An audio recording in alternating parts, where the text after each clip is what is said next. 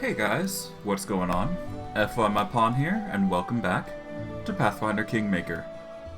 Since we last left off, we managed to complete the trials given to us by the esteemed ones. We did some more exploration, we did a few things here and there, but basically we're reaching the near end of the exploration phase, and we're probably gonna go into edicts. But first and foremost, we're going to have to deal with the Bald Hilltop and its curse. So, without further ado, let's just get into things and see what happens. Because we've got quite a bit to do, but it's probably not going to be all that exciting unless we get to the end game. So, without further ado, let's just get into things and see what happens. Because we got quite a bit to do.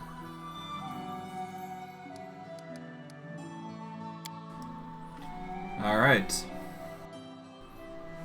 I'll just wait for it to download, and then we will be good to go.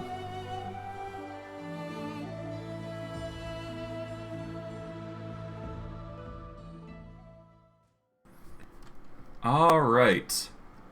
So, since we last left off, I do believe we had, if I check our journal, actually, if I close this up.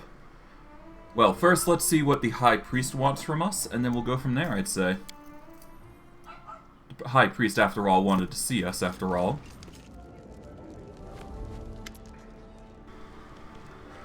The gods! What was his voice? God, it's been a while. I know it was a dwarven voice. It was a bit old, wasn't it? The god... No. God, I've completely lost my voice. 1 second.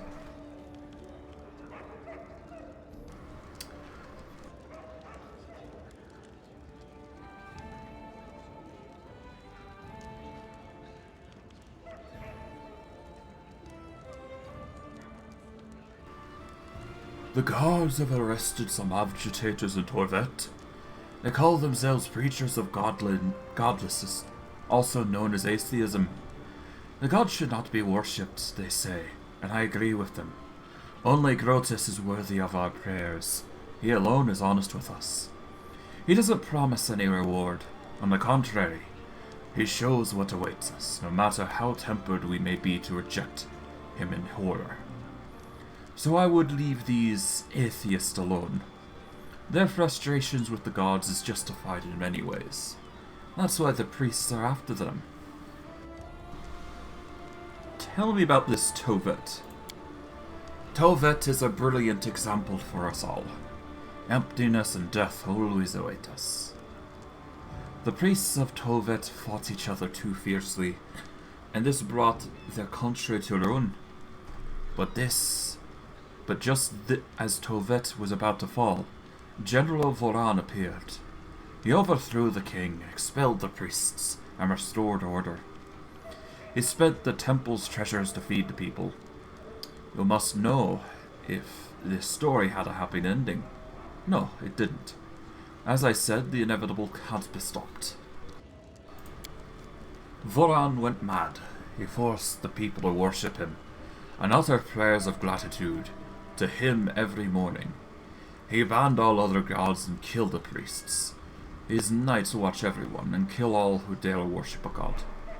This is a country of strict laws, and everyone must submit to the cruel dictator. He once crucified a defeated general, and carried the cross above his army like a banner. Can you imagine it? That's the sort of man he is, the savior of Tovet. But he's merely postponed the death of his country. Either it will be punished by the enraged and jealous gods, or starved to death by neighbours who've no interest in further dealings with Tovet.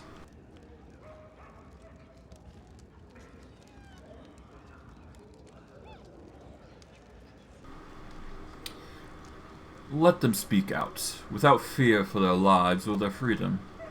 Leave them be. Harem's voice is hollow, as if echoing down a deep well. Every voice may sound in the void, but not every voice can fill the void. Well, we have supported him, so there we go. Alright, that is the final edict. Let's check our log now. Specifically, our journal. If I am not mistaken... Alright, we've done that. We've done this. That just leaves our P for prosperity. And we've got 17 days until the curse comes up. So we can take 7 days to deal with New America and try and eliminate some of the edicts that we're doing right now. If we can, that is. Alright, there's stripped or fleeing, and the other one, the People's Defenders. I guess we throw in Ragongar here. There is balance, so we're going to get Bartholomew there. And stripped for feeling. I guess we'll get Harem there.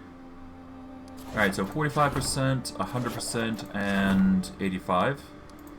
Alternatively, I can get Keston on this, but we've actually got enough stability to worry about. So let's just get Bartholomew here. We can get Harem here, and we can get Ragongar here. Unless we want to swap it up and get Valerie going. But honestly, our military is the most important here, so we'll just give it to Ragongar, I suppose. We've got a crazy military might, surprising enough. Yeah, that's 445, jeez. Alright, we can either support the Warden or we can support the Magister. I'm going to support the Magister because the Warden should probably be last in our choices, I think. And besides, we do need to get more espionage and all that, so that is just going to take time. Let's see. High Priest we can worry about later. Spell Resistance Discovery. I guess we do have to do that. But that is a worry for later. For now, let's just do one more edict.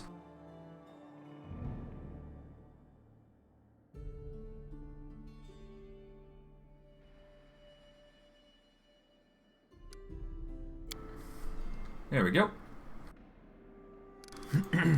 Let us rank Octavia up. Alright, hunting the wild hunt. Alright, we're suffering from 2 negatives there, which does suck, but that's fine. Hunting the wild hunt. Let us get Jathal on that.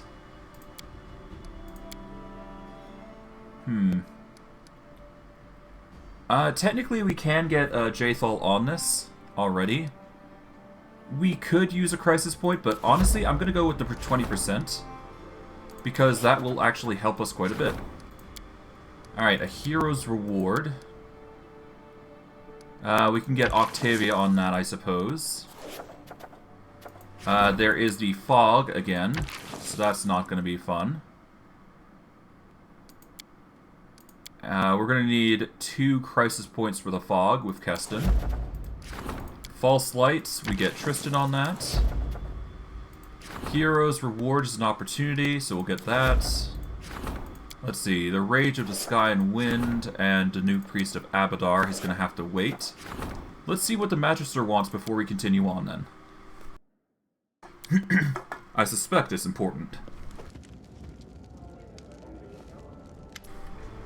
I do not envy you, Steven Armstrong. It's a tough decision. We're at an impasse. The simple folk can no longer suffer the threats of our mages and sorcerers. A wave of protests have rolled across the capital and the surrounding regions. I've just spoken to a delegation that represents the people. Their demands are quite clear. They want us to restrict the use of magic in places where people live. This will mean that casting spells and brewing potions will require permits. Even then, it would only be allowed on the outskirts of settlements, and during the day. Can you imagine the outrage that such measures would spark in every member of the magical community? And is a false feeling of safety worth limiting people's freedoms? I don't think so.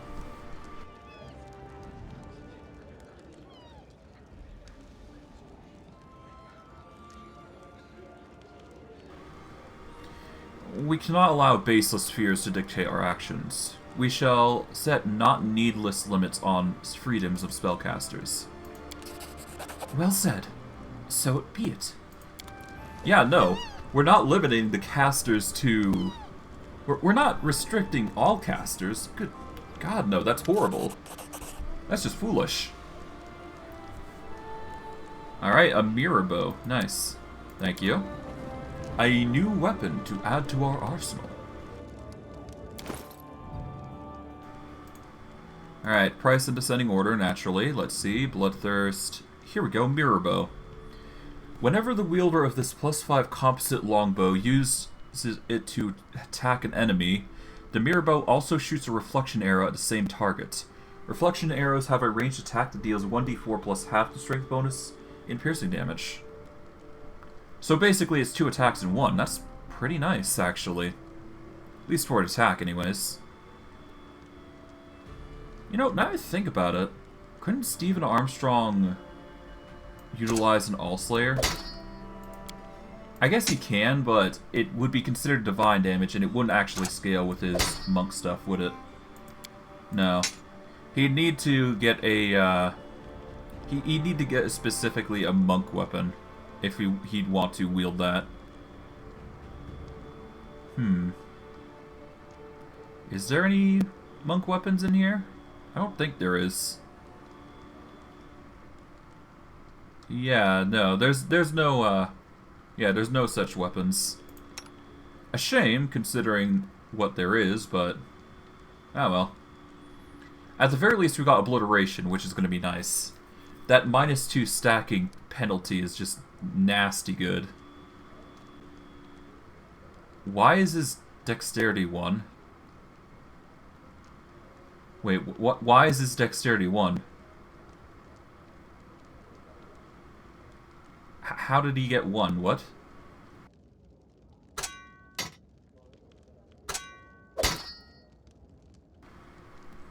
That is very confusing. Why is his Dexterity only at 1?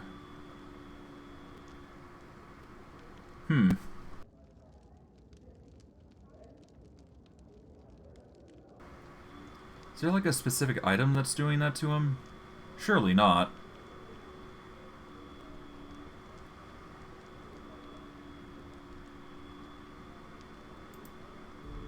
How the heck? I guess he might. It just might be a small bug with him being not a part of the party just yet. But now we're going to need to deal with that issue now. Actually, before we do, let's go talk with the Storyteller. Let's see. Restore the Star Commander's gloves. How many are there? These worlds scattered across the infinite starry sky. I cannot see the stars, but I can feel these pieces called to their faraway homeland. Still, the story they hide happened not there, but here, where the item was destroyed. I will place a bit of my gift in it, so it may tell us what happened. Alright, we've got the Star Metal Gloves now. Price in descending order. Here we go. This gauntlet grants the wielder +8 enhancement bonus to strength, and the ability to use a laser beam that deals 46 damage at will. Okay. That is pretty... that's pretty awesome, actually. Like, holy. I'm half tempted, honestly, to give it to Compson, but... that +8 to strength, though, that's pretty nasty. Okay, we've got the Steady Hand, which gives 4 dex bonus. I think this is honestly the best in the hands of Samuel. If we can get him a belt of +6 physical form. Strictly because the belt is going to give him strength buff.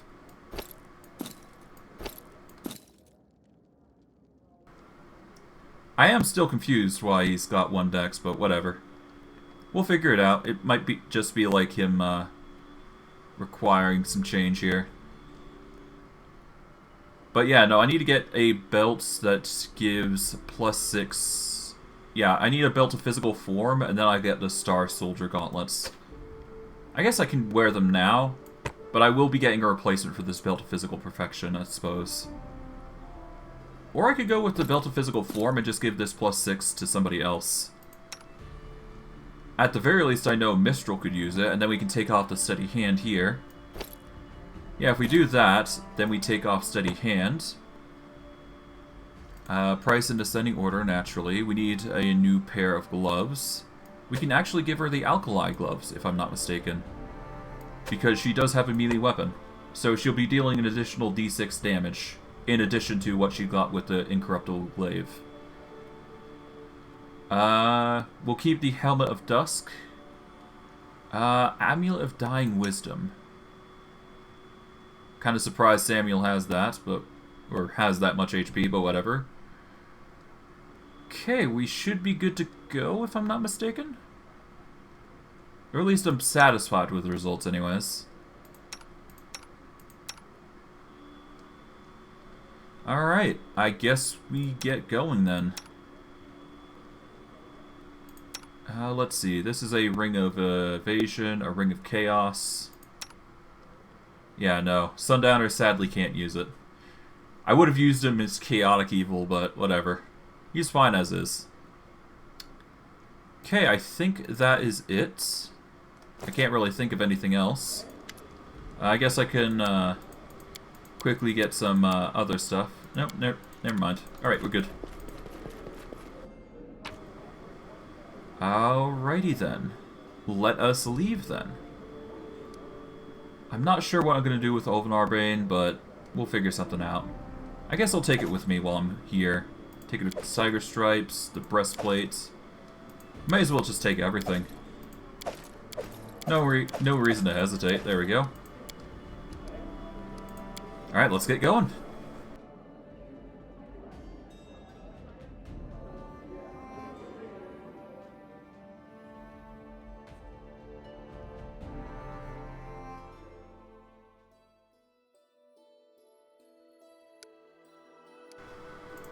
Alright, what does the kingdom want from me before I go? Oh, Magister audience, yeah, obviously. Okay, what have we got? What is this? Oh, we have to support the Magister endeavors at some point, but it's fine. We can handle that later. For now, because Samuel's so hyped up HP-wise, we should be fine. I'm still worried about that dex buff, though. Or debuff, though. Let's hope it's not a commodity thing. I guess we can focus on healing him, though. So let us get the healing spell, price in descending order, and go from there.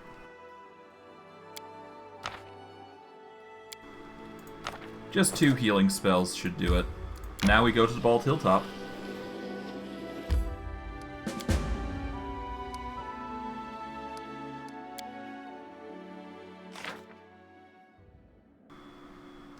Oh, hey, nice. We managed to get it.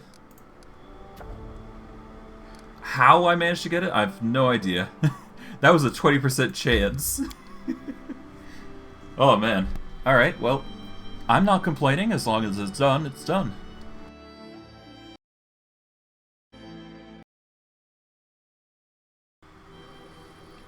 Okay, before we do engage... Battles await. Samuel?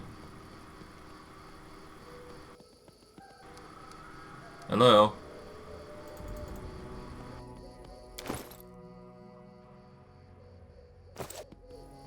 I won't be halted. Hello? I'm always ready. Hold on, let's exit out for a sec, and let's go back in. He should have his dex back, and hopefully we'll be able to stand up. At least I think. Unless he's bugged, in which case, oh no. I guess Samuel won't be doing anything for us. Come on, buddy. I know you're not bugged. Let's just keep going, man. Surely not. Oh no. I'm losing my temper. Hello? You know what? Maybe a combat will fix him? Oh no. Ready for anything.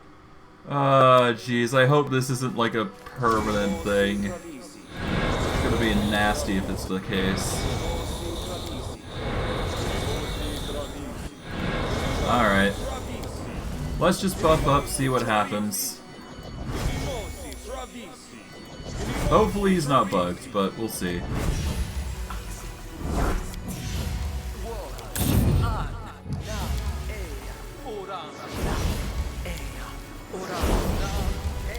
Alright.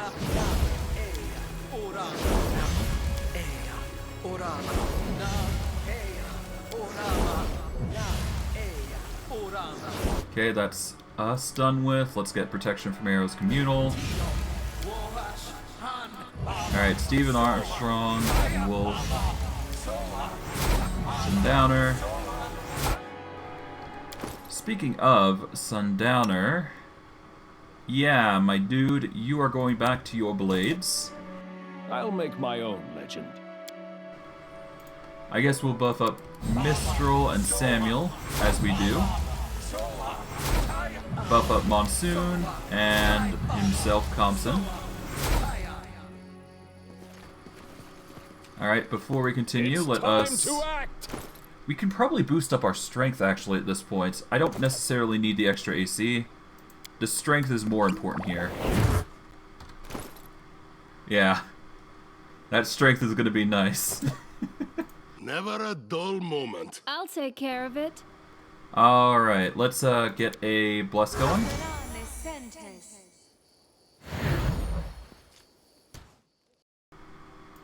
Hopefully this is not a permanent thing. If it is, I'm going to be miffed.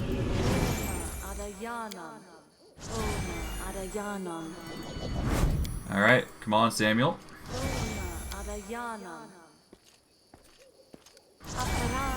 Alright, come on. Aid.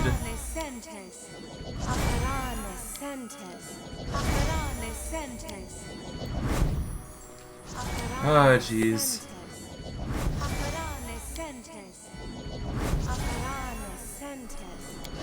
Alright, that. Let's get resistors. Or resistances.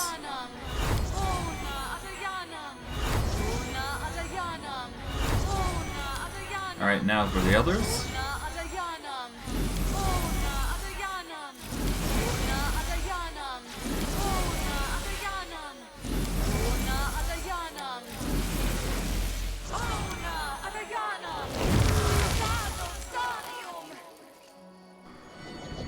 Alright, my hope is that it's going to, he's going to stand up when it hits combat.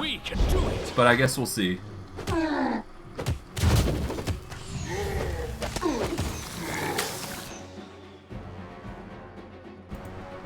Alright, Mistral and Sundowner are going. I guess we're gonna start summoning undead here.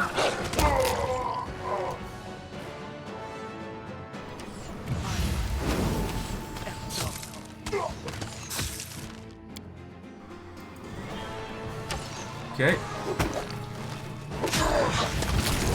Alright, more undead going.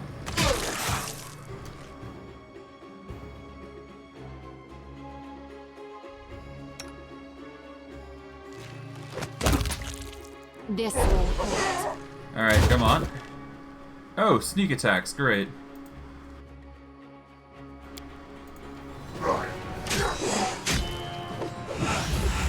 Alright, more skelly boys.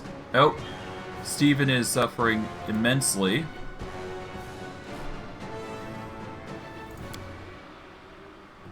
Alright, come on. AoE. I still got it. Alright, let us equip a heal.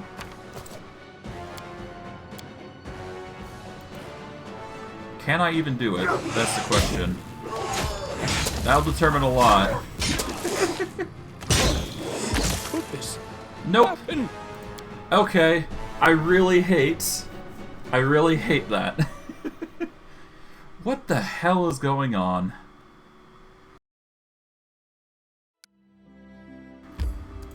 Alright, come on. Surely he's not bugged now that I failed. Right? Surely not. Okay, thank goodness. Okay, Samuel's back. Good. I was worried for a second there. Okay, so that's an interesting bug. I'm gonna have to, well, I won't be able to do anything about it, but that was interesting to see. I'm tired of waiting. Alright.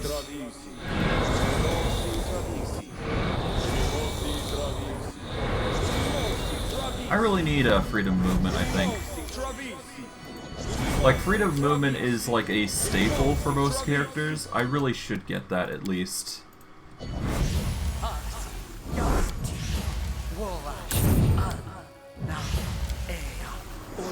Alright, let's get the blurs going.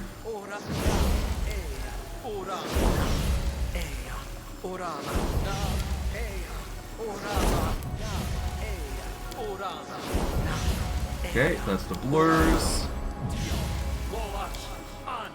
Now we get the buffs for greater heroism. Sundowner and Mistral. Monsoon and Thompson.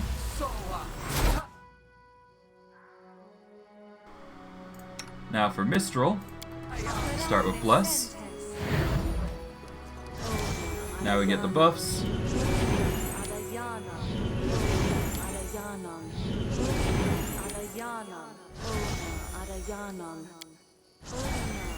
Alright, now we go with Aid.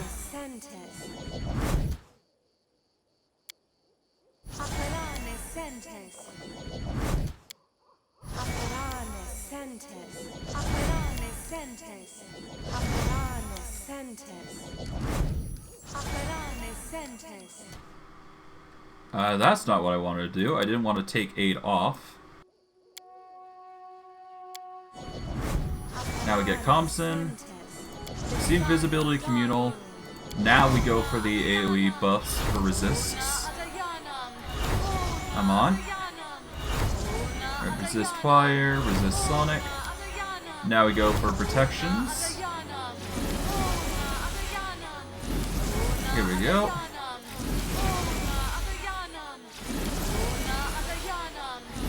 Alright, now we go for Stone Skin. We go True Seeing. Now before we do go in and go ham, we want ourselves to get freedom movement, at least for the tanks. So we're going to get the Wand of Freedom of Movement, which is where? There's Heroism, there's Empower, Crushing Despair, Slow, Echolocation, somewhere here. Hold Person, Prayer, Restoration, Displacement. There's Haste, I guess we'll use that as well. Give everybody a quick boost for 30 secs. I need more displacement, I think. Or freedom movement, I should say. That is going to be a staple for near endgame, I think. Magic Missile, Lead Blades, Bane, Shield, Expeditious Retreat, Grease, Bless. Yeah, where is freedom movement? I don't think I have it. I thought I did. Unless I have scrolls of it, in which case I suppose that makes sense.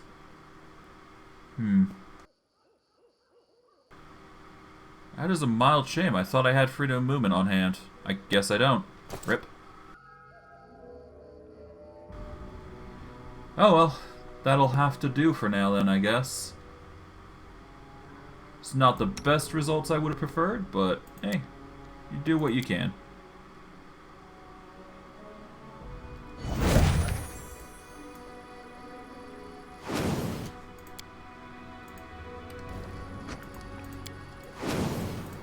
Alright, let's do this.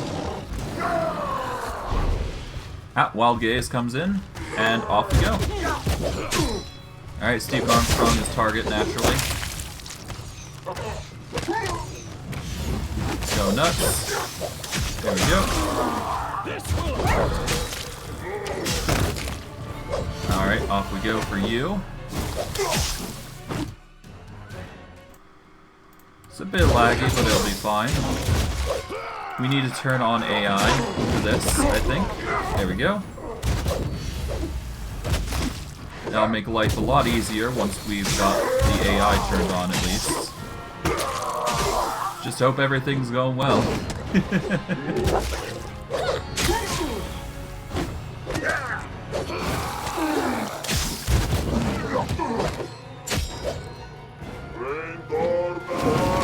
We've got a free laser beam if we wish to use it, but we should be fine.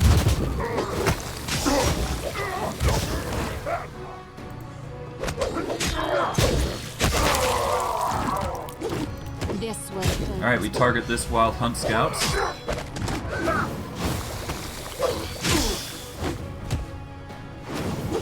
Alright, there we go. Done.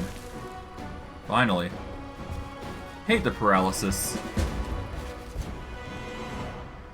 I guess it is paralysis, actually, so I should probably actually, Alright, new attack coming soon.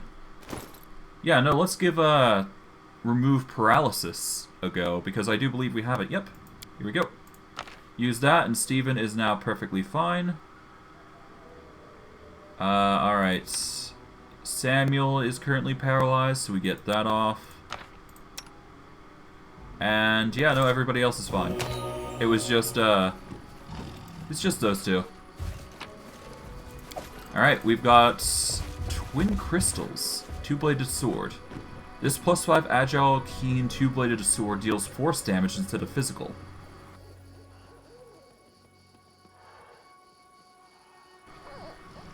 That is actually pretty awesome.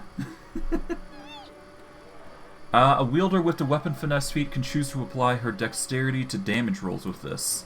That's a pretty nice weapon, I'm not going to lie. If only I was proficient with it. I do believe that is an exotic weapon, though, which does suck. But hey, you can only do so much, can ya? Oh well.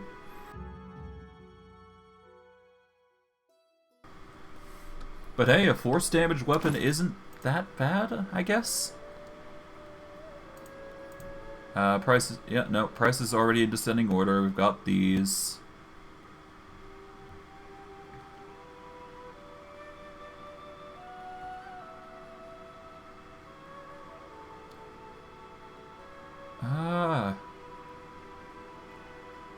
Yeah, it's just below the quality of Overner Bane, I guess.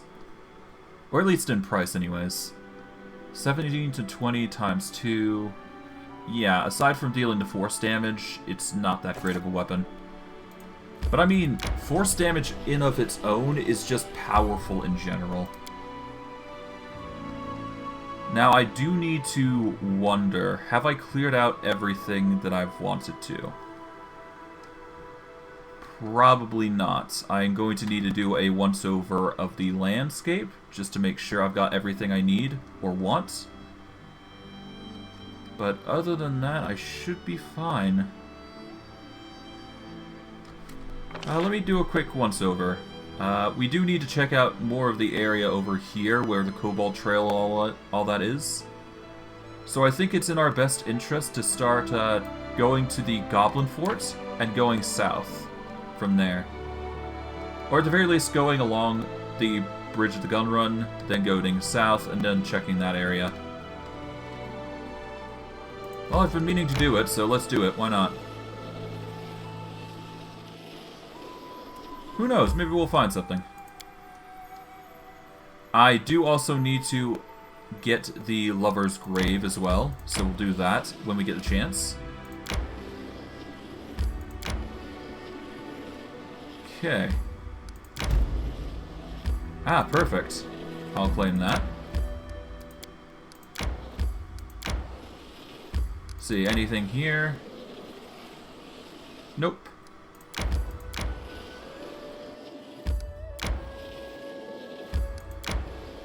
Alright, what we got here? Nothing. Okay, I guess we go back and then we'll go check the southern continent here. Just claim whatever we can, basically.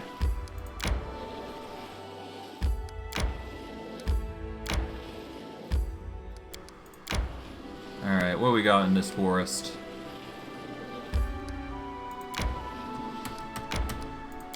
Okay, there's nothing there. We can definitely go to the troll clearing, though. Before we do, let's do a quick rest, get our rations going. We got a cheese crostata, but I think we're going to use a hearty meal this time. There is good reason, though, with me doing this. Okay, let's begin resting and see what goes. 6 rations, naturally. Camp camouflage. Cooking. Perfect. Let's check the troll clearing.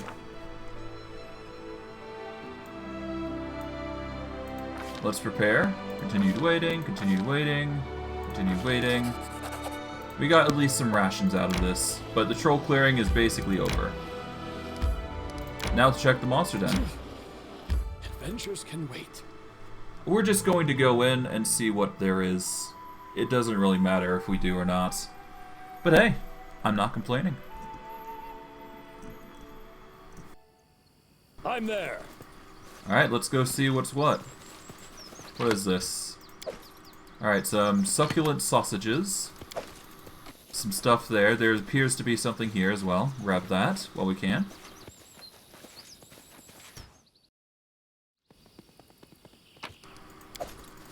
Oh fun, a token of the Dryad.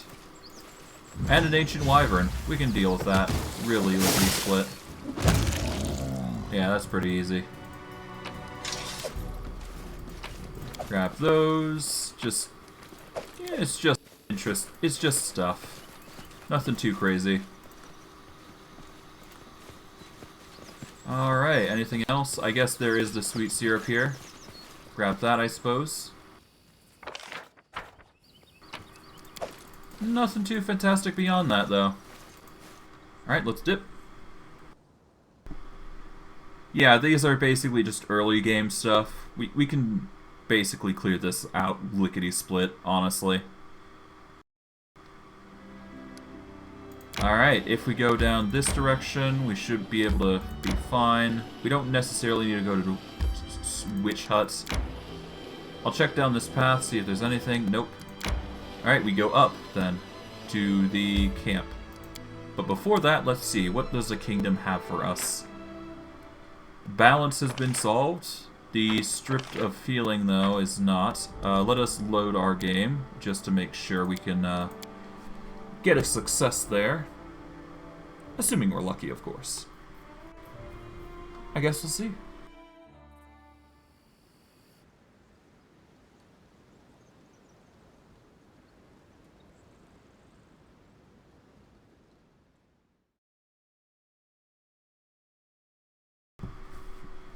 Alright. If I open up my kingdom thing, yeah, no, we've basically got 1 day here, so... we'll go down, we'll go along, and I just gotta time it to where I know we're gonna camp. There's nothing this path, so we'll just keep going north. Alright, if we go down this direction... alright, let's pause there specifically. We'll do a quick save. And save on 46. From there, we can then go here. Alright.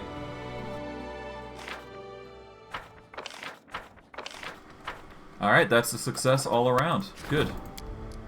That gives us the option of a new Priest of Abadar and the Rage of the Wind and Sky, which we will solve with Harem here. And for the opportunity, we will give that to Jaethal to give her a chance to rank up her minister endeavors, preferably, or at least get more points in espionage to upgrade her endeavors. Scouting the dire gnarl marshes. You know what?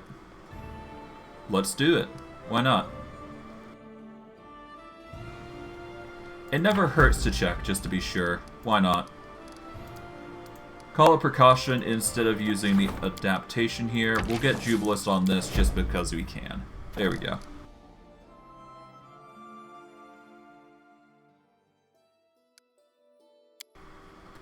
I don't need to save. Let's just go up. Alright, to the Cobalt Trail. Or hopefully, anyways. There we are. Before we enter, we're going to do a quick save, and then we will check it out. Alright. The hills seem pleasant, even welcoming. No grey doom and gloom. Just walking along the path and enjoying the view of all the cute little white pyramids. Built out of pebblestone. Or wait, was it pebblestone? Or of horrors, what I mistook for pebbles were polished bones. All along the path, the grass was riddled with pyramids made of polished kobold remains. It got us to thinking, is it wise to follow such a grim path, the way marked by death itself? Defying all danger, we followed the path. Trying to brush away the thoughts who may have polished the kobold vertebrae and why, we quickly moved along the path leading through the Pale Hills. It didn't take long for us to reach the mountain river with a bridge crossing over it. Well, bridge may be a bit generous, it was actually just a long branch, about as thick as an arm, spanning from one bank to the other. It may have been enough for a kobold to cross, since we could see another of those small bone pyramids on the far side, but it didn't look nearly as strong enough for our party to cross.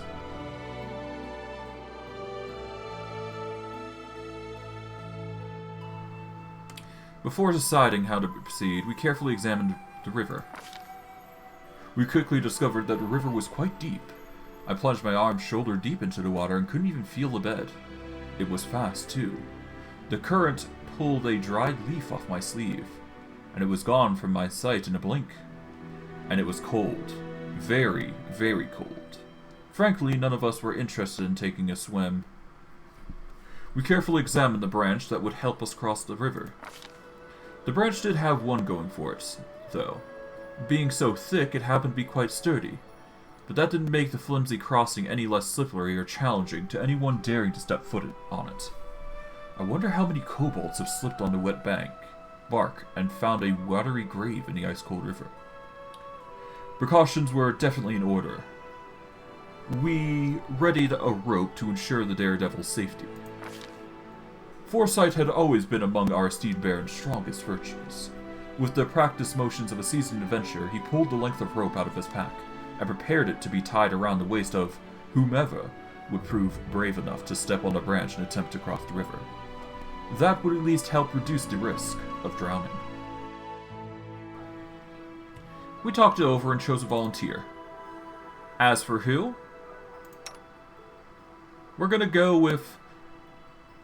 Oddly enough, we're gonna go with Sundowner because he has the best athletics and strength here. Not necessarily mobility. Samuel Rodriguez was unperturbed by the thin branch and the speeding current. After a deep breath, our volunteer set forth along the precarious crossing. One step, then another. A few feet crossed with no trouble, and I started to think that maybe things would be fine. That's when the branch jerked and started to shake. It was rolling over. With no time to think, all Samuel Rodriguez could do was jump to the other side. Oh, the lengths will go in our efforts to keep our pride untarnished and our pants dry. One incredible jump and Samuel Rodriguez was on the other bank. Samuel took a moment to catch his breath and turned his attention back to the crossing. As soon as the rope was securely fixed on both banks, the branch didn't seem as much of a death trap as it had been before. Losing no more time, we crossed the river. One small pyramid made the polished kobold bones maybe a bit spooky, but it's not unbearable. But how about thousands? We found ourselves looking over a proper kobold graveyard, each little pyramid a mark of a kobold death, and that mark made out of their own remains. Eesh. The real enigma, though, waited in the hearts of the burial ground. The centerpiece was made of hundreds, maybe even thousands of polished bones, all put together to form a head of an enormous dragon. Imagine it. These small, nonsensical reptiles somehow managed to create a sculpture both fearsome and magnificent. Such might and yet such frailty as well. If a single bone were to be removed from the foundation, this beautiful statue would crumble to dust. And I even spotted one such flimsy bone. Regardless, we've come face to face with an irrefutable proof. The kobolds, for better or worse, were changing. This news had no impact on our search for the trolls, though. The land was clearly sacred to the kobolds, and it seemed unlikely they would bring their new friends here. But how would the Baron deal with the structure we found in the realm? The Baron just tried to destroy the kobold shrine. There's no place for idolatrity in our Baron's lands. One good hit to the foundation of the dragon head and the kobold creation fell to a formless pile of bones at our feet. And good riddance. Amid the rubble we noticed a dimly glittering stone. It seems the kobolds have been hiding a small treasure in their construct. We pulled a large ruby from the ruins of the dragon head, then headed back. Nice! Managed to get a ruby out of that. Alright, but that is the kobold trail done, I think. Alright, characters are exhausted, naturally, but that's fine. Alright. Alright, let's check the kobold trail once again. Okay, good. Now, I should be able to go to the Hogdag lair, or at least somewhere nearby there. Of course, we're wasting time by doing this, but it's necessary. Actually, if I go back, then I can start claiming the remnants of the Dwarven Fortress while I'm at it. That would probably be for the best. So yeah, we'll go about going down here to claim the, claim this. There we go. Oh, Kingdom Edict. Here we go. Melancholy. Let us get the Storyteller to do that. We are 5 days off from getting another event, so we will keep that in mind. Is there anything down here? I guess there's a small pathway down here that we can check out. So let us organize ourselves to go there. Alright, we go down here. Down along here. Past the Dwarven Ruins specifically. And there's absolutely nothing there. Great. Okay, we're going to have to claim the abandoned laboratory. So we'll go about doing that as soon as we can. It's going to take a day and 2 hours if we go about it that way. What else have we not claimed?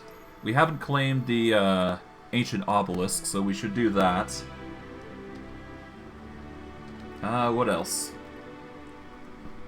I guess I'll turn off the locations to see what I can find. Okay, claim those. We've claimed nothing on the 1,000 Voices, because there's nothing to claim. There is the Ancient Mound. We've already done those. Okay. I think it's just the southern Gnarl Marshes and really just dotted areas where their camps are, you know, located. We'll start with the Gnarl Keep. That deadly fog is going to be annoying. Well, at least we're trying to deal with it. Alright, we need to go to the outskirts. That way we can go and claim this. The sooner the better, after all. Claim that. There's probably nothing there. Yeah, nothing around here, to my knowledge. We've claimed all that. Let's see, is there anything else I missed? Not really in the marshes, except for the laboratory, so... I think the fastest course of action is to teleport to Tussdale from here to get to the laboratory. So we'll do just that. Alright, Tussdale. Here we go. We will then go to the laboratory, or the laboratory as it's properly called.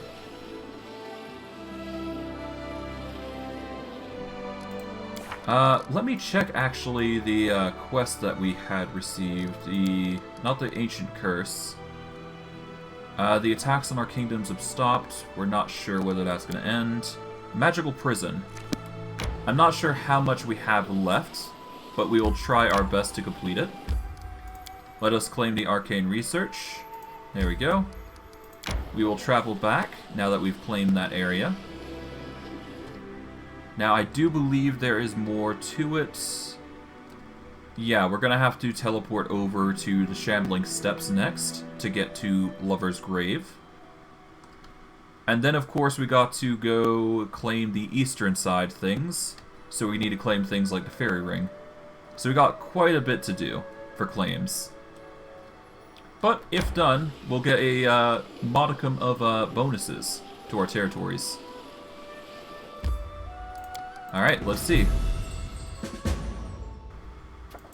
A visitor waits for us in the castle. You know what? Let's go in. Let's see what they want. We're right here after all, might as well. To the throne room.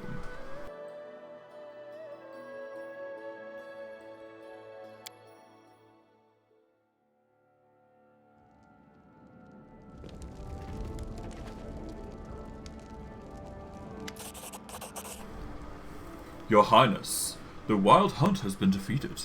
Your quick and effective actions left the attackers no hope. Your grateful subjects would like to present you with this humble gift. Another attack awaits, though I doubt it will come soon. I have a feeling that Nerissa won't hold back this time. It will be the most terrible blow yet. I only hope we can survive it. I agree with the Storyteller. I've visited the Bald Hilltop, and the portal to the First World is almost stable. It appears that by the time of the next attack, it will be steady enough to become a permanent bridge between Golarion and the First World. The way I see it, we've had enough of being afraid of her. If Nerissa wants to attack us herself, then let her come. But she won't, will she? She's going to hide from us, tucked away in the First World, until the bitter end. I suggest we deal with her army here, and then move immediately to counterattack, before she musters the strength for another invasion.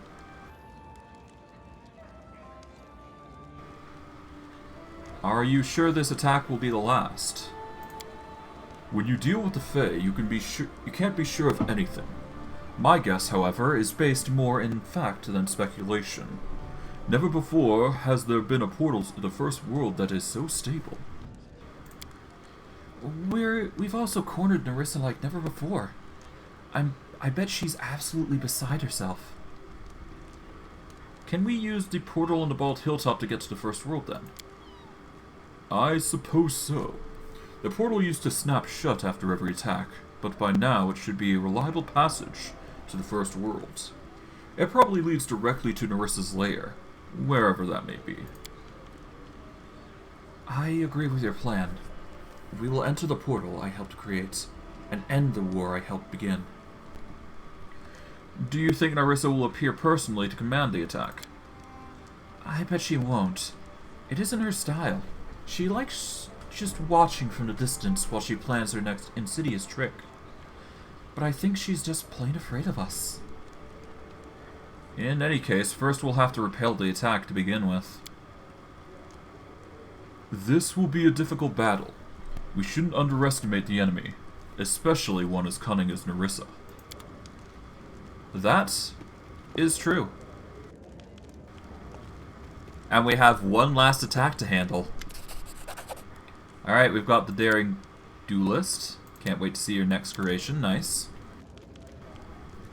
Let us see what the Daring Duelist is. Once everybody else is done with their thing.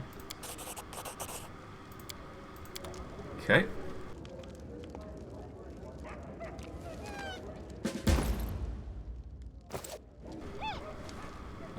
Now, for our journal, for the next attack, I think we're giving like a crazy amount of time. We are given 264 days. Before we finish, well, before the attack comes, we have to finish absolutely everything. That is our next goal. If we do not do everything that we've set out to do, we are just going to be hurting ourselves. So what we're going to do before any of that is we're going to start by finishing our claims on everything and making sure everything in our community has been sorted. We are going to tie up loose ends, loose quests, and then, and only then, are we going to sit down, we're going to do edicts, and finish off all the kingdom stuff as soon as we possibly can. But my hope, my absolute hope, is we do it before the time comes that things hit the fan. So we'll start by teleport to the Shambling Steppes. Alright, so Shambling Steppes, Kama Lands. We're going to quickly make our way over to this Lover's Grave to claim. Alright, we claim that. Now we go back to Shambling Steppes, so that way we can teleport all the way over to the east, which I think is Plainsguard. Yep, we go to Plainsguard, then we can clear the Fairy Ring, which is nearby. We are then going to go to... where?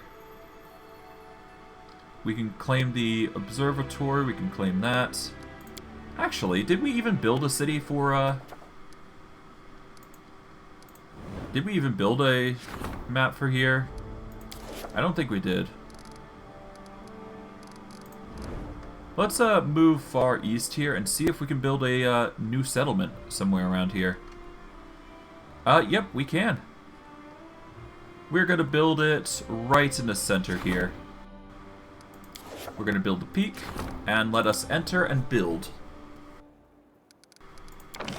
Alright, first we are going to want the wall, obviously. That's the natural choice. We're going to also get the teleportation circle immediately. Wooden wall. Then we get the bulletin board and the gallows. Or I guess the stocks, as they're properly called. There we go. What is, what do we need the most? We need espionage above all else. So that is going to be our focus for whatever we can buy here. Let's see. Brewery, no, that's loyalty. If I'm not mistaken, the tavern gives us stuff. We're gonna get the tannery. Loses community and loyalty, but that's fine. Let's see. Espionage when adjacent to a barracks. Okay. So if we do 3 taverns, 2 barracks, and a... Well, hold on. If we do a barracks, then we can set that up next to something else. Let's see. +1 stability when adjacent to a longhouse. No. We just need 2 barracks.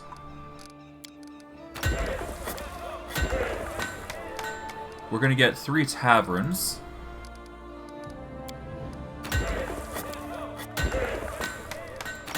And then we are going to follow up with a longhouse to give as much bonus as possible there.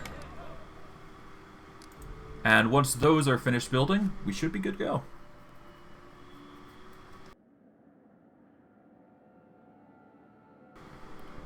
Regardless of the circumstances, I'm satisfied with what we got now, and then we should be good. Of course, it's going to take time for this to rank up and get the teleportation, but if we want to get somewhere fast, we are basically set to go. Alright, 46. Let us aim for the gem quarry now. It's going to take us 9 hours, but that's perfectly fine by me. We're still going to be fast, all the same. Alright, let's see. What we got? Going south opportunity. We will address that later. Once some people are freed from work. Next day, we will have another edict to cover.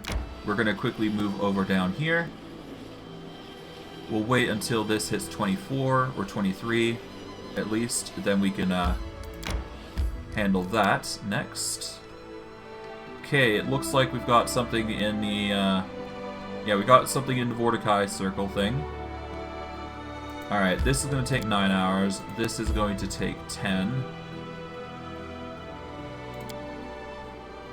Can I not take the long route here? I guess not. I guess that'll be... You know what? Let's go here. It'll be the fastest way and... Alright, 21, 22, 23. Let's do a save. And off we go. I tire. Let us see what successes we managed to get here. Alright, the fog has been dealt with. The people's defenders have been resolved. The kingdom has gained substantial reputation and now is well known across Golarion. Some might view the risking kingdom in the Stolen Lands as a potential ally with great potential. Nice. As for going south, we'll just resolve that Ragun Gongar. Simple enough. Alright, we've got one more day before everything else finishes, so keep that in mind. Let us go to the Magic Circle next. Then we go down to the Ore Vein.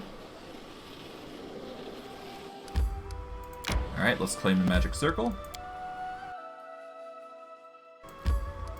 Now we wait for this to hit the 23 mark. 21, 22, 23. Do a quick save, because that is going to be another few edicts resolved, I guess. Let's see if it's successful. Alright, loading. Alright, false lights are done. Heroes' remains have been done. The kingdom has gained some renown across Golarion. Indeed.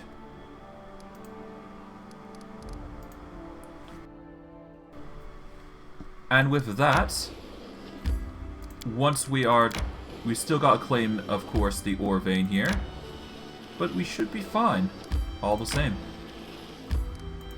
Alright, we now have, this is basically all we've done, and we've managed to get the feat, or the achievement, we've managed to get the achievement in intensive development. Intensive development just means you've claimed all these resource claims. That's all it means. But yeah, that is the achievement I wanted to grab before we go off. We can't teleport currently, so that does suck. So either we go to Plainsguard, or we go Varnhold. Plainsguard is much faster. And besides, we have one more thing to do before we start cracking down on edicts. And it's probably the most interesting, if not most important. Now, what we're going to do is we're going to go to Silvershire specific... Nope, actually, we need to go to Shambling Steppes. Alright, let's go to the Shambling Steppes. And because we've explored absolutely everything, I do believe, we are basically good to go to handle that last thing on our agenda, which should be over here.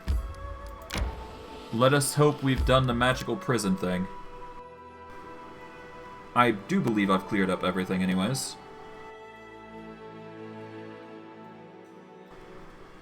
At least, to my knowledge, I've done so. If not, then I guess that sucks, but we'll see. I should probably get a rest, though. Let's see. Wondrous items. I know there is something that dictates the key. Here we go. 4 charges. Okay. Okay, so we're not necessarily done, actually. We actually needed to go. Okay, let us, yeah, let's load in the autosave. Yeah, no, we're not done yet. There's 4 creatures left somewhere in the world that we have yet to kill.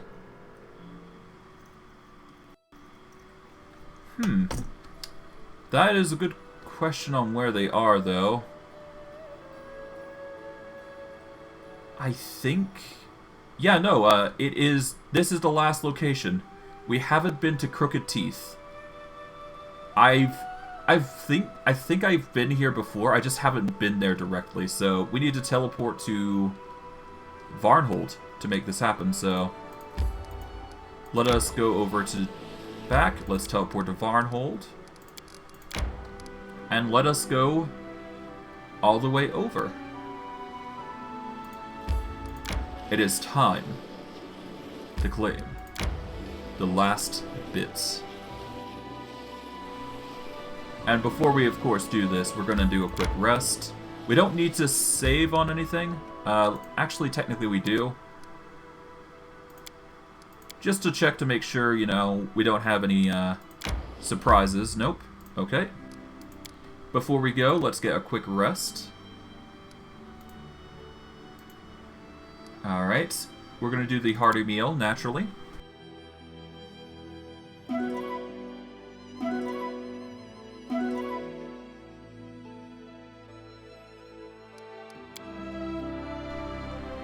Alright. Now we enter the Crooked Teeth.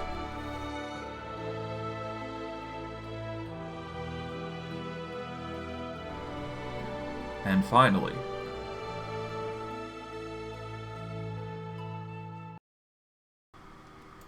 we aim for the last 4 individuals that we have to hunt. Because this is an early stage thing, we shouldn't have to worry about buffs this time around, because we are built for tough. So we should be fine. Especially given our builds that we've been procuring and using, we should be fine. At the very least, I've come to respect prepared casters a little bit more. In certain circumstances, anyways. Goodness knows I'm going to need to do that for Wrath of the Righteous, because that is a whole new ballpark of chaos that we have to address. If I don't do a little bit of cheese, then things are just going to be bad for us. Okay. This should be the last fight for us. Let's just hope it's the right one. Okay. What we got here? There's an entrance there. Okay, what about here? I'm there. Okay, nothing. Not yet, anyways.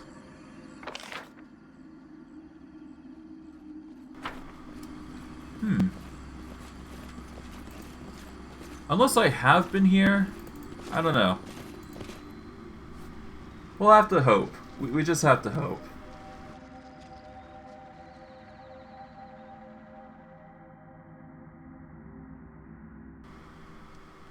Come on. I do what I must. Yeah, no, I guess this is just like a teleportation location. Yeah. Rip.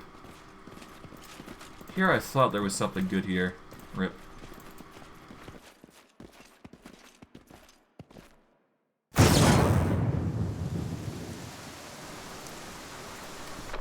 Is there seriously? No. Okay. You know what? Let's load back. We need to go back to the autosave. I guess we go back to the stream 46 here, I guess. Because there's clearly nothing here.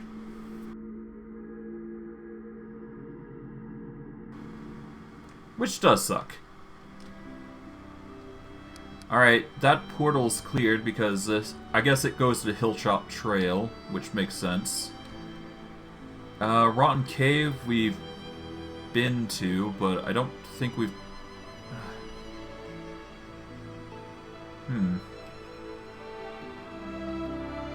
Wumulamashtu, no. Gully, no. What have I not visited?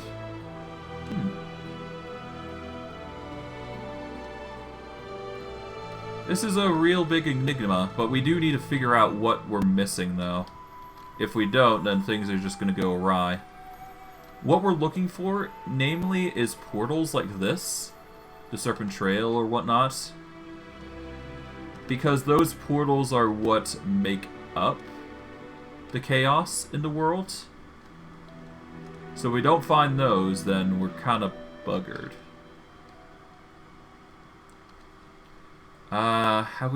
We've been to the Rillan Spill, supposedly.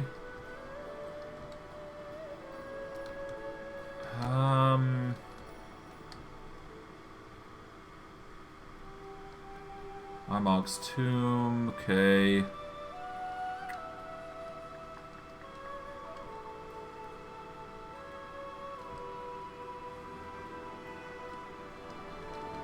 Okay, hold on.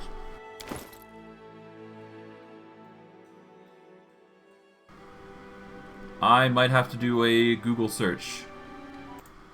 I guess I'll do that. Give me a second.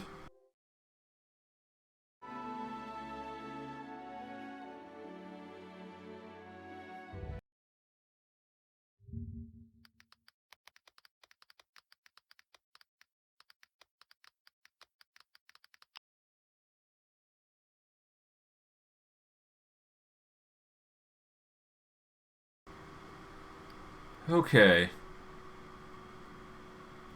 Alright, I just need to figure out what locations I haven't cleared out yet, I suppose.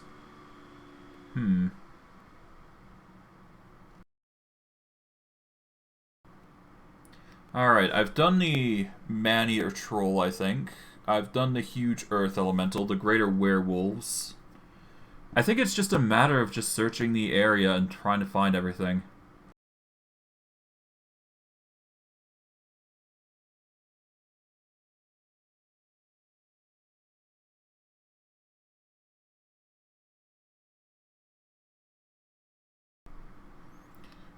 Thousand Voices, Forest Ballroom.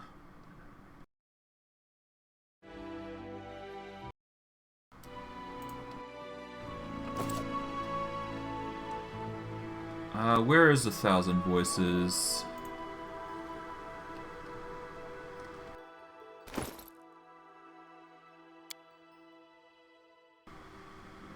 Okay, let's see. Says 45 creatures. The door will be open. There's 4 creatures that we're looking for. We'll copy that recipe while we're at it.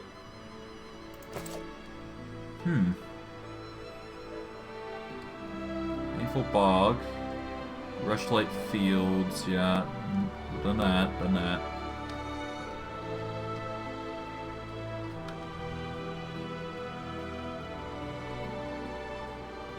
Okay, we've done Uthuluk's Lair, we've done the Nod Rocks, we've done the Sharpfang Tribal Camp, which is something we needed. I'm fairly certain I cleared up everything.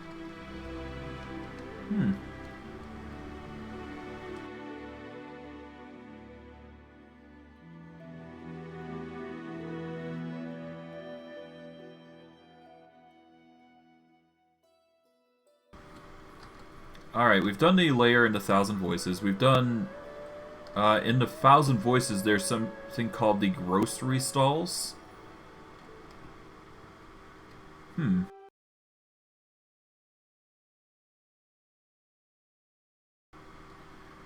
Portal to Otherworld Inside Cave.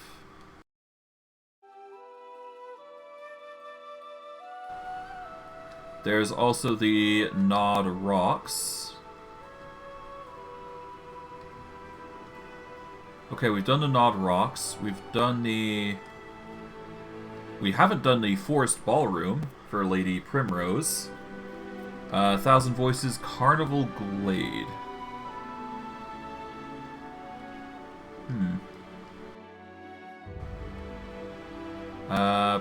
Patax has the Wicked Hill, which we've done.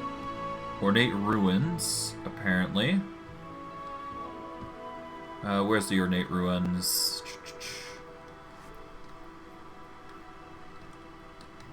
Oh wait, Patax is down. Alright, Ornate Ruins. Okay, so...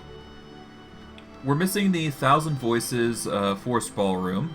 We're missing the grocery stalls, which is a portal to the other world, which is inside a cave. So there should be... I'm going to have to find the grocery stalls, the forest ballroom, and go from there. So let me quickly locate those locations real quick.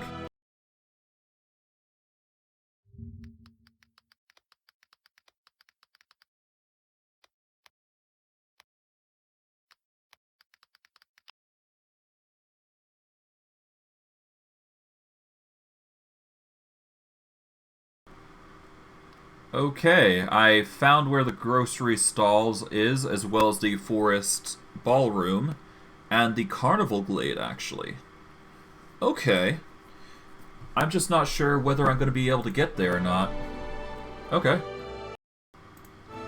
Alright, that's good to note. Alright, I guess we're going to have to get to a teleportation real quick.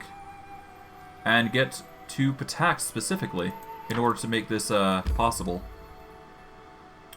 We'll start by going quickly down to Varnhold and get to cleaning up the messes here. Alright, let us teleport to Pathak. And what we need to do is, we need to go to a location here specifically, and there's a location here as well. And there should be a pathway somewhere along here that's going to lead us somewhere, so... we're going to follow this path here and go all the way through. We should be able to find quite a few things along the way. The sooner we get through this, the better. Oh, we've got an edict going. What's going on? Melancholy is done. Good. Alright. Okay, we go through here, up through here, along here.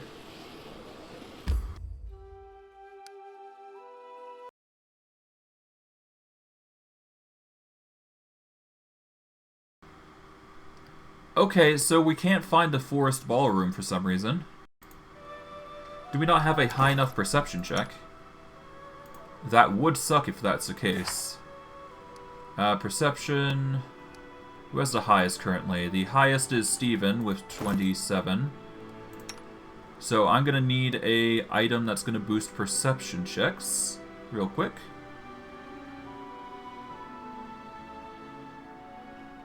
The crown is not going to do me wonders though, which sucks. I guess Mistral is the second best. She does rely on wisdom though, so that's not going to help us.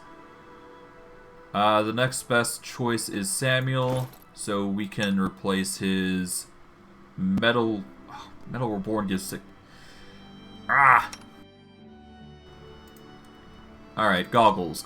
Let's just get those on and just see if we're lucky now.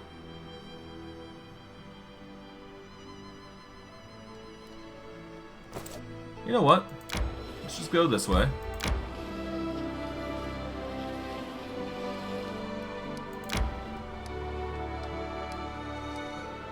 This reduces strength and dexterity, so it shouldn't actually affect us too heavily, should it? But there is something here, I know it. I just have a poor perception.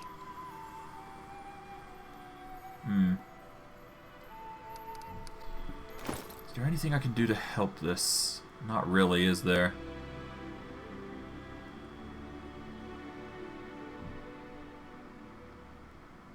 Is there no perception bonus that we can get?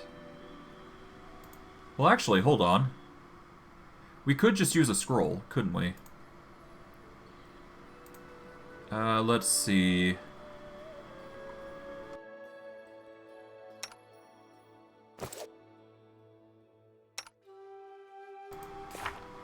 Can't she use her spell here?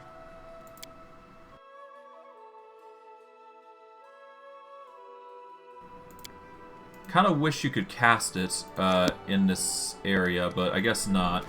That sucks. Well, there is always a scroll.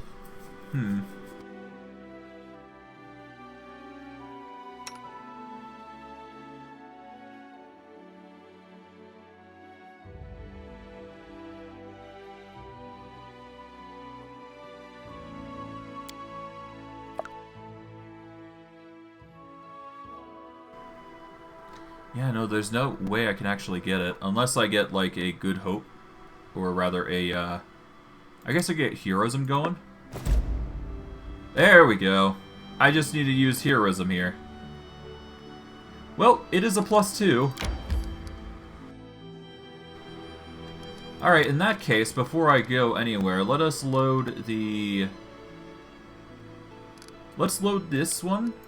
And let's re-go. Let's just go through that again with Heroism active. Then we can go from there.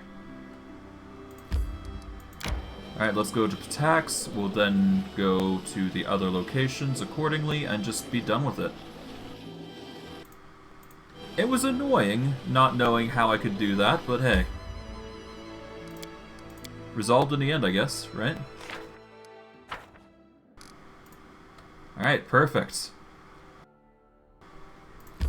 Let us teleport to Patax.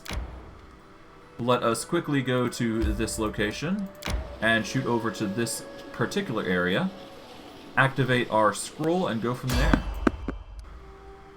Oh, we'll avoid the peaceful travelers. There we go. We've got business. March, march. All I do is march. Alright, off this. Avoid. Keep going. Alright. Now that we are here. Tale of Kenneth Cowith.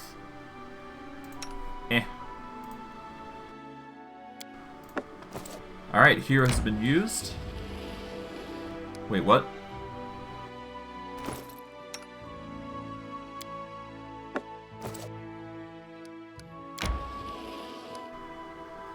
Okay.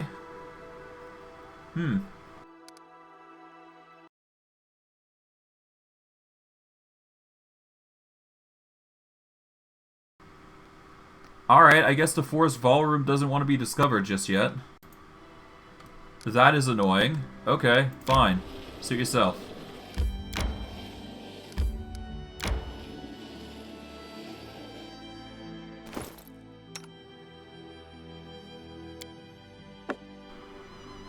Alright, 50 minutes.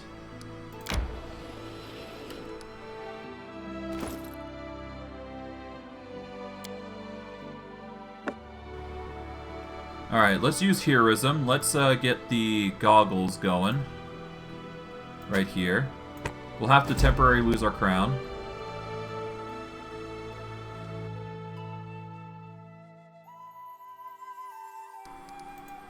You know what?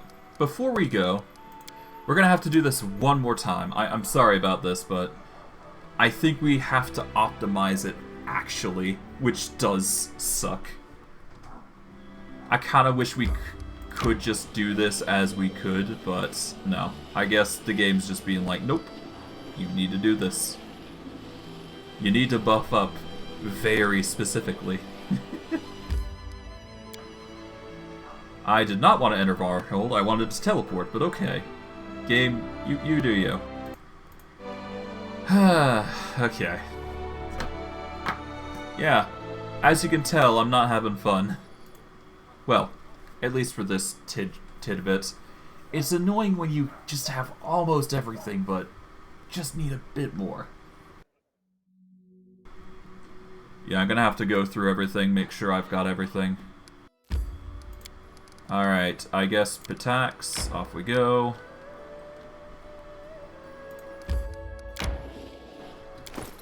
Alright, let's give Steven the goggles, because he's gonna need it.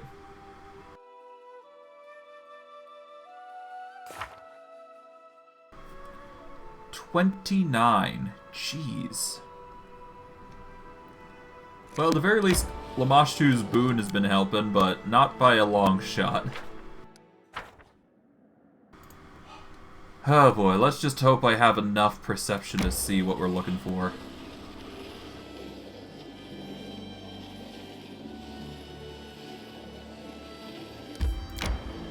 I'm not moving from that spot until I find the glade. Well, the goggles did it for me, I guess. There we go. Let us put on the crown again. There we go.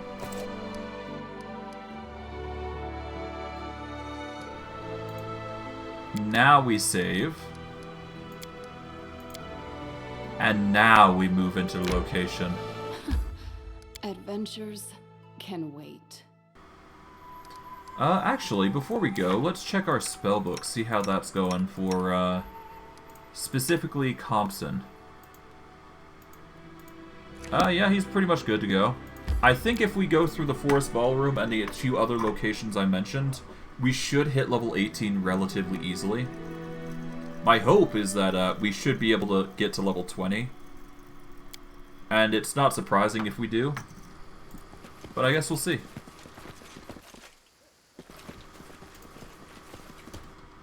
Hello! Entertainment! Aha! Sundowner, you should probably be using your melee weapons, not the ranged.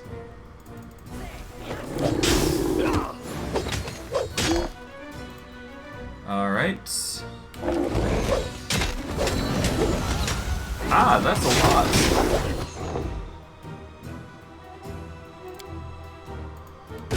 Throw down the web.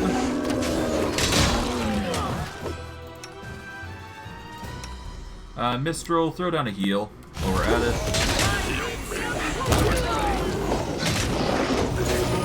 There we are. Oh, Sundowner's going nuts. Throw down some more scaly boys.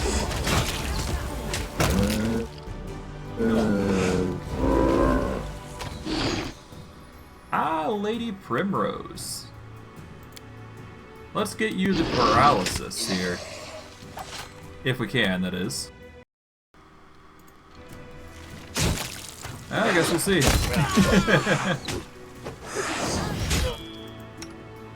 Alright, Mistral, get another heal going.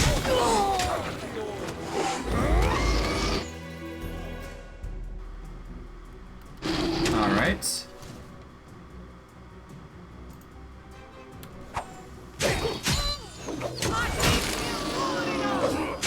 Oh, Lady Primrose is being accosted now. Okay, there we go. Mistral is suffering some significant con damage. Actually, just a little bit. Nothing too crazy just yet. But still, it matters. Let us activate this. There we go. The attack shifting is going to be nice. There we go. Flanking's going to be nice. She is still suffering from con damage, though. But that is something we can address later, because we've just managed to beat everything. Which is good.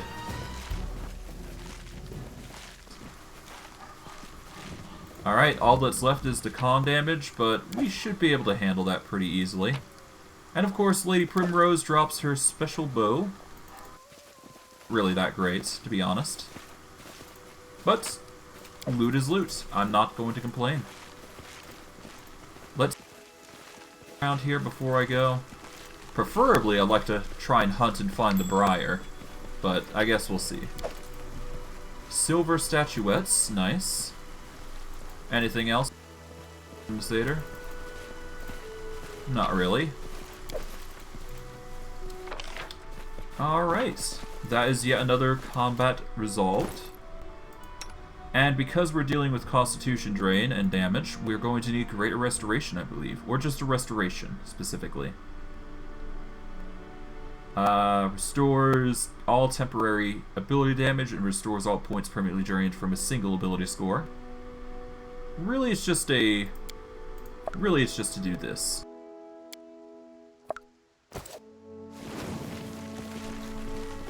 Alright.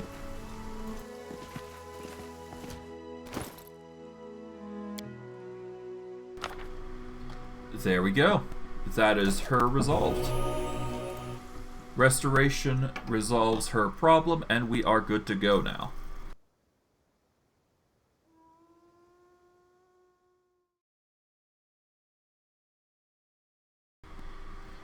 And with that, we can now, once Steven actually puts on the goggles real quick,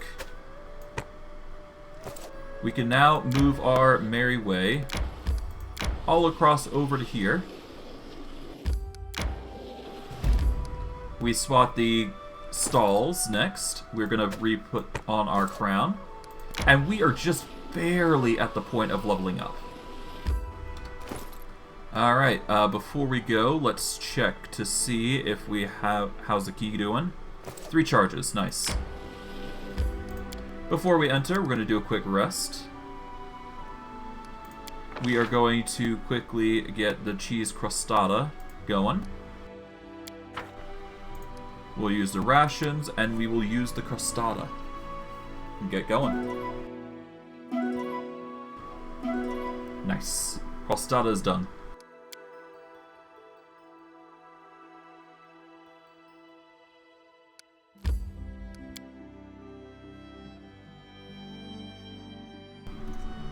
Okie dokie. That leaves us with this hunt to obliterate, as it were. We should be good to go. Let us start with the buff for Steven. We shouldn't need anything more than that, though.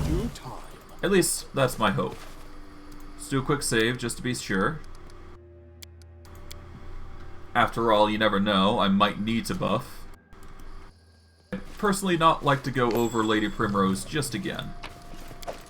That's a lot of gold rings. Well then. I'm there. Okay, that's... Alright, what else is here? I guess there is a big mob here somewhere. If a manticore got slain here, I guess. Ah, the cave. Let us see what it has to offer.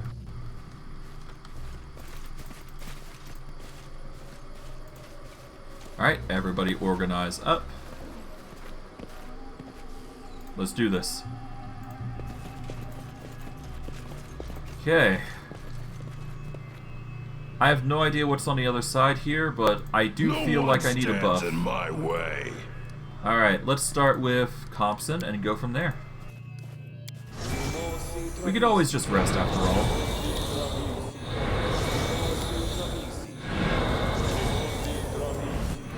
Alright, Feather Step Mass, Magic Fang. Animal Growth, Mage Armor. Shield. Lure.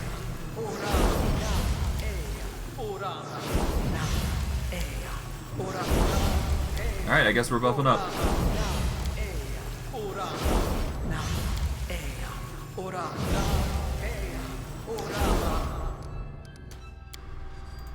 Alright, give everybody a buff here. Thompson, buff up. Alright, give Heroism Greater.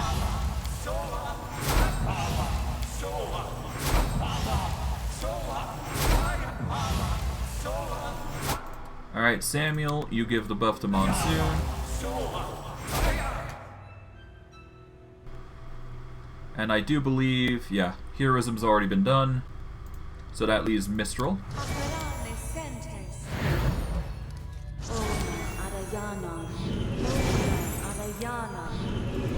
Now we buff everybody with Shield of Faith.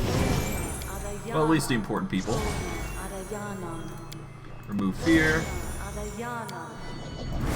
Now we go with Aid.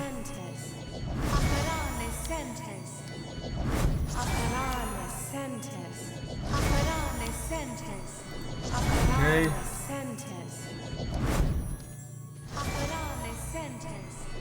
Find Traps. See Invisibility Communal. Delay Poison Communal. The worst I'm suspecting is Acid and Electricity, but I will prepare Cold and Fire mainly as well. Sonic is less so a concern, so I'll just prepare the 4 main elements. And we should be good to go from there. Do we need Stone Skin? Nah, not really. I also... well, I guess I can get True Sight as well. We'll give that to Steven real quick. And Hero Invocation is just a natural choice, so off we go. We will save once we are in there, and we'll be good to go from there, I think.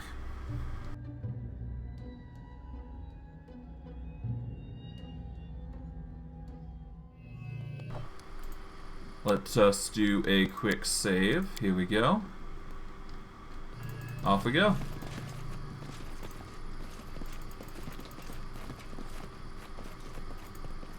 Alright. Nothing around here, so we got a fight somewhere here. I do what I must. Alright, who are we facing? We're facing the immense Mandragora. We should move. Their life ends here. Alright, Mutagen to Dexterity.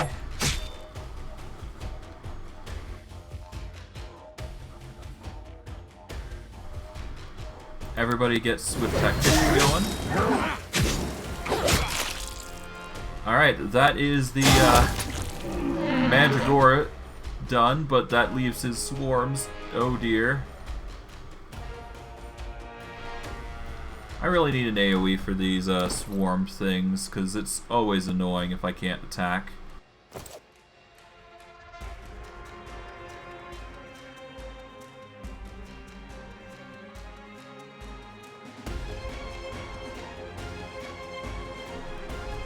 Okay, how am I going to deal with these swarms?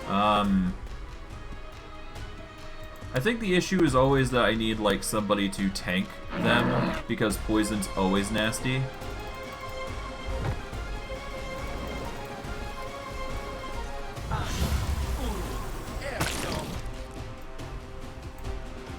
Yeah, but otherwise I can get, like, Sundowner here, and I can have him, oh, nuts.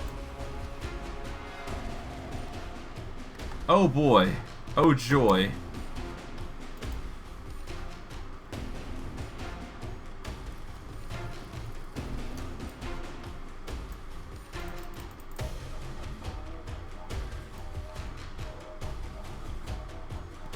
Alright, all three of you back off.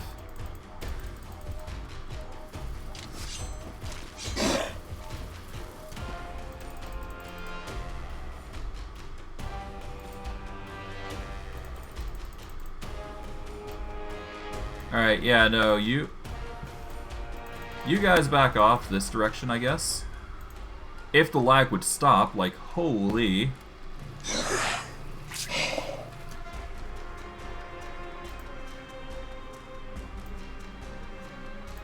Guys, I hate this lag. Okay, back off. Alright. Thompson is going to be responsible solely for the buffs.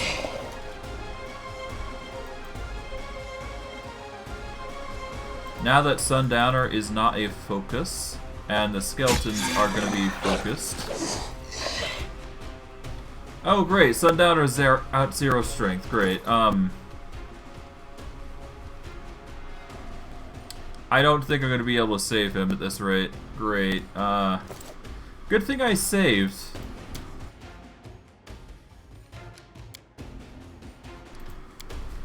Whew, jeez. Yeah, Mandragoras, not fun. I wish I had something to bypass that protection now. Or I wish I had like a poison immunity thing.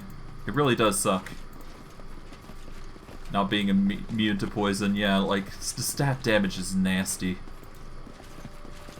Okay, before things go wildly out of control. In due time. Alright, so we want Thompson to start summoning undead up the wazoo.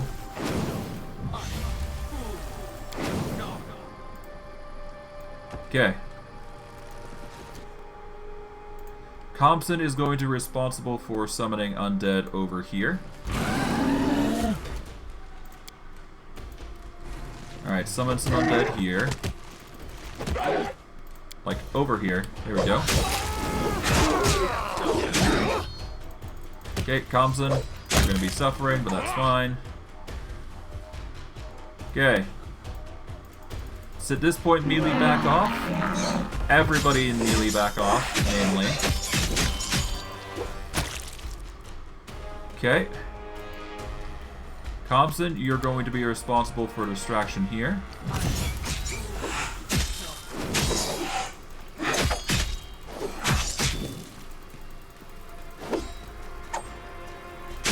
Okay. Okay, the swarm has both changed targets. Good.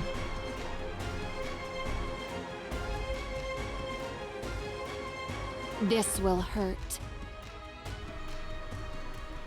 Alright, the swarms are going to be a perfect distraction here.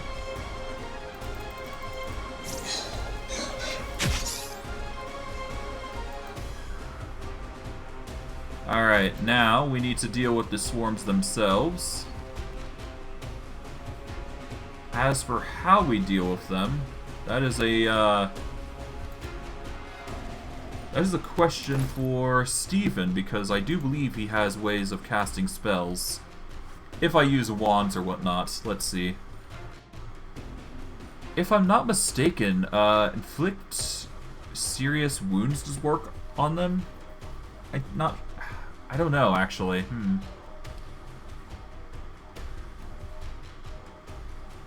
I guess I do have fireballs. That could work, but I don't exactly want to damage the undead who are tanking this.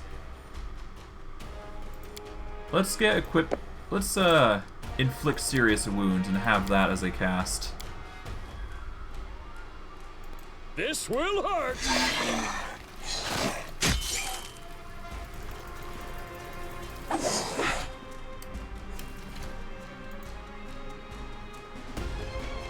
Alright, we need more undead as a distraction. Alright, there we go.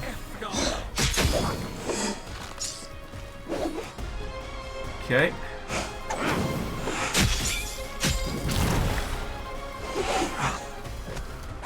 Alright, I think the damage went through.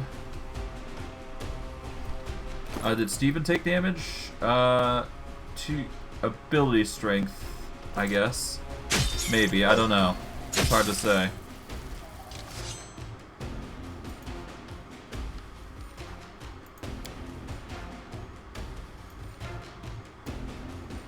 I'll need to summon more undead here.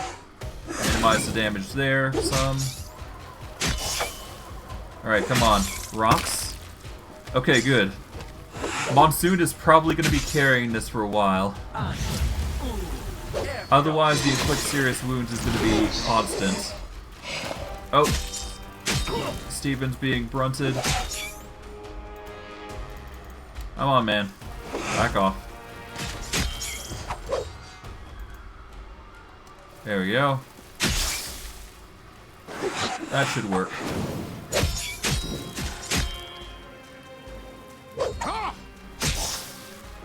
Ah, perfect. Nice. Okay, so the damage is working as intended. Inflict serious... Oh, Mandragore's impervious. Great. Okay, so no. It actually isn't working. I'll take that off then. I just keep pelting him. Alright, good. Whew. As you can tell, Mandragore's not the most fun to deal with. But we did get our level up from there, so I'm not complaining. The Tree Crest Snuff Box. A knick-knack from long-forgotten Elven Kingdom. An expert may find this interesting. Oh. Now that I think about it. Interesting. Hellstrider Boots. These boots grant the wearer fire resistance 30 and immunity to poison. Flaming Plantbane. I mean, that's not bad.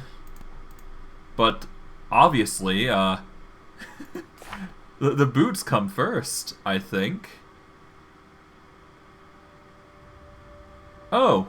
The Tale of Lord Jessiodor. +5 perception, I can't believe. Well, that helps. That really does help. Oh, wait, it helps with perception. What am I talking about?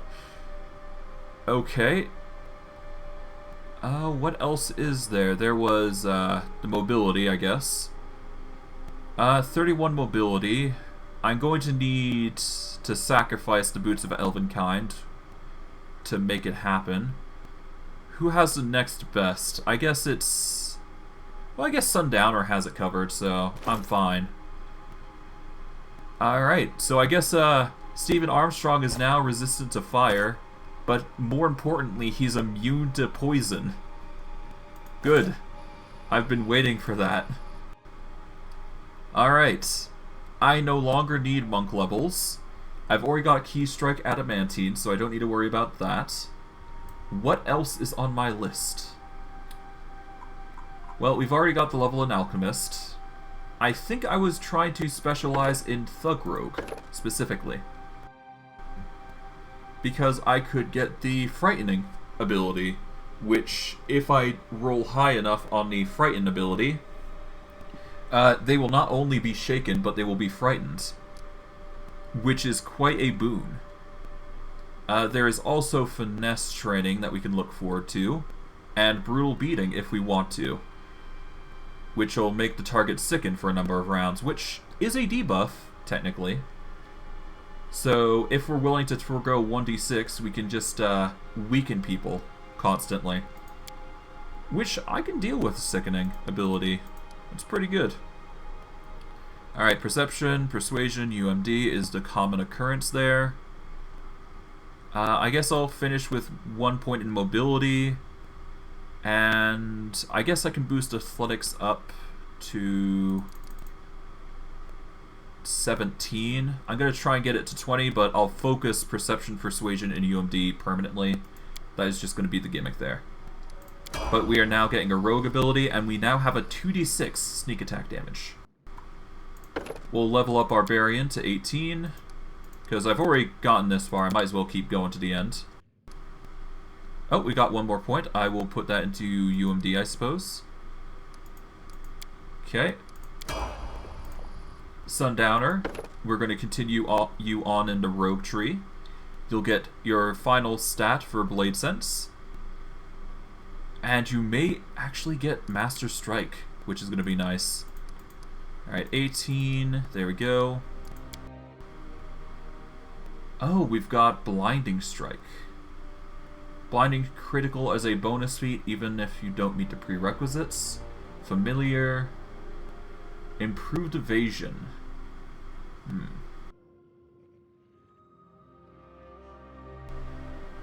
Alright, well, I've got slow reactions, I've got dispelling attack, confounding blades, crippling strike, and double debilitation is the natural order of things.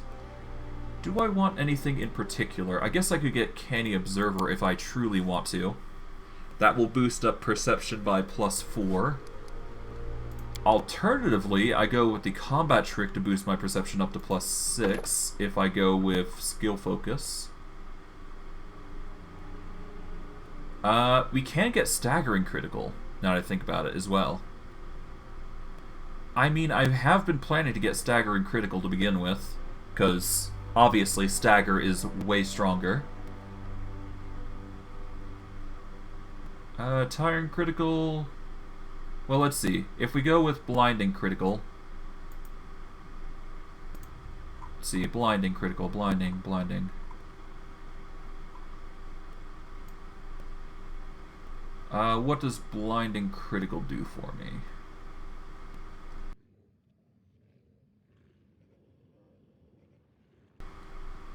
I kind of wish I could do a double feat here, but I don't think I can.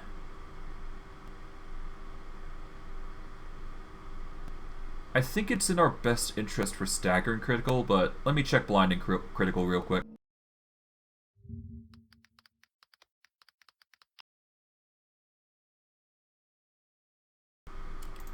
Alright, let's see. Permanently blinded. It's basically the same as stagger, but it's just blind in particular. If we go with blinding critical, they'll suffer a -2 to AC. They'll lose their dex bonus to AC. They'll take a -4 to search checks, and most strength and dexterity based checks. All opponents are considered to have total concealment to the blinded character. I mean, it's either a choice between staggering critical or blinding critical. Blinding critical is a permanent thing, so regardless of whether we target or not... Honestly, I think staggering critical is way better. Having the ability to stagger somebody is going to be more effective, I think. However, I will say that Blinding Strike is going to be more important, because that also prevents people from casting spells to a certain degree. Well, it won't stop them from casting spells, but... well... Nah. Let's go Staggering Critical. That's a pure interrupt. Alright, Staggering Critical it is. Set. Alright, Inquisitor, level 18, that's nice. Boost up our stats. Let's see. Are we satisfied with this result? Yeah, we get a teamwork feat as well, so that's not bad. Okay. What sort of feat we want? I think, honestly, the only thing I would want is... well, not Shield of Caster or Shield Wall. Shake Off would be a good buff to give everybody a bonus to saving throws. Precise Strike would make things more efficient, though, for damage.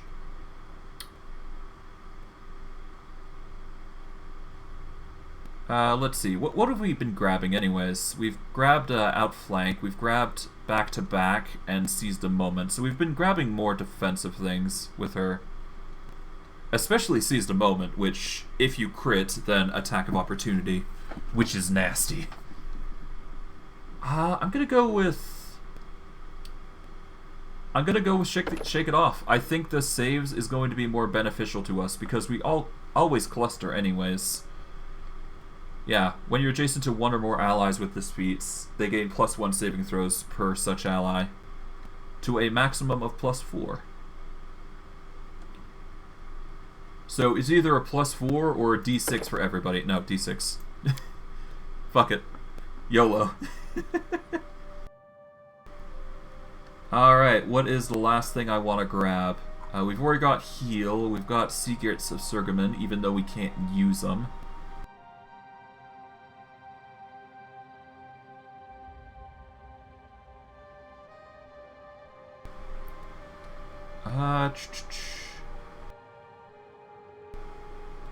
I guess Fester would be a good one. It would prevent healing. Alternatively, Dispel Magic's decent. Alternatively, we got Cleanse.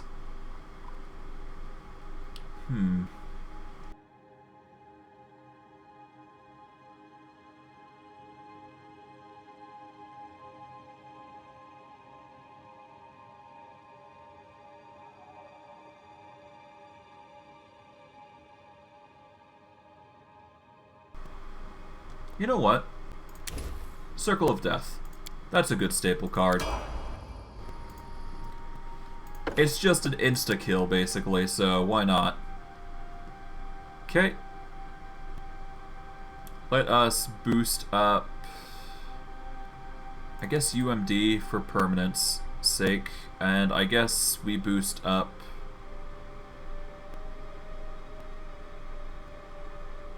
let's boost up all the more wisdom-based stats, I guess. Let's see. We've got skill focuses, we've got celerity, aerial invasion, deflect arrows would be interesting. I mean, we're not technically wielding anything, we're just using kinetic blasts. Yeah, I mean, let's deny an attack. We don't normally get attacked anyways, but still better than nothing, at the very least. And it's not like anything here appeals to me. I mean, like, we got skill focuses, but whatever. We've got plenty of skills focused anyways. As for Earth, we've already dealt with that. As for Air, well, that's pretty obvious. Let's get deflect arrows. We don't need the AC buffer. And that finally leaves Compson. We are now 10th level in Mystic Theurge, and we've got 7th level casting now. If I'm not mistaken, that is. Now I need to decide, which one am I going to focus for the end of this? Because we need to, we can't exactly beef up both. I guess we're boosting up knowledge checks, naturally. Oh, right. We get to choose, don't we? I wonder. I'd prefer a buff for everybody. If we use Firebrand, that's immunity to fire. Invisibility Mass is nice, but not what we're looking for. Honestly, out of everything I could go with, I think Legendary Proportions is the best course of action. But we get that as Druid as well, though, so we're not going to be doing that.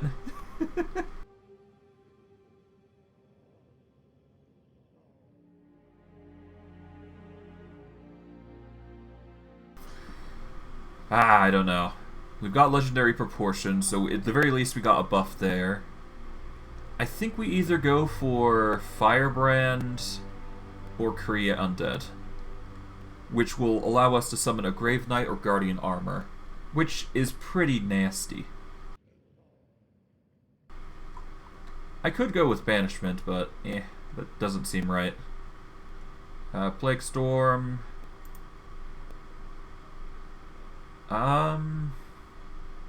Nah. Power Word Blind. You utter a single word of power that causes the creature to become blind. Whenever the creature can hear the word or not, the duration of the spell depends on the target's current HP. It is affected by SR, so that is something we'll have to consider. But otherwise...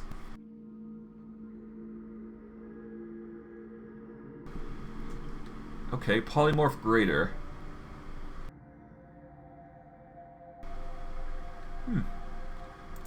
Polymorph Greater doesn't sound that bad either, actually. We don't actually get that as well as part of our list here, so... something worth considering.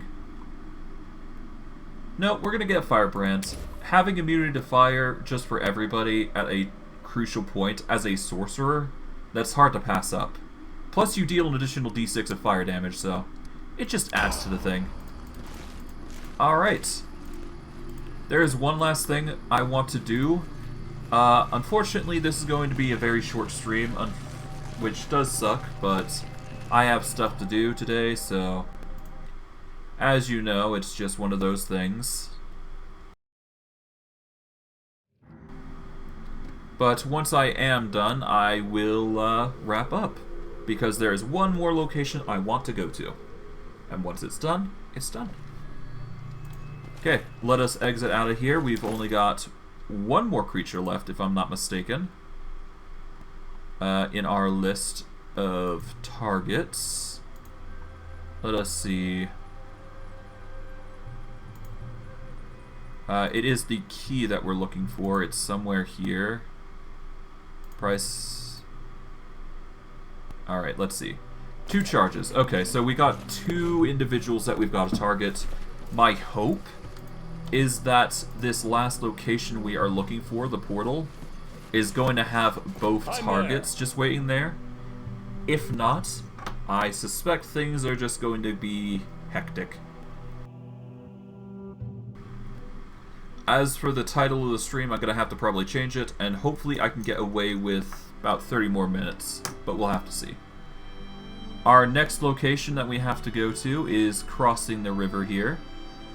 So we're going to have to go to this little area and take that path. Alright, what is here? Rage of Sky and Wind has been resolved. Good. That saves us some trouble.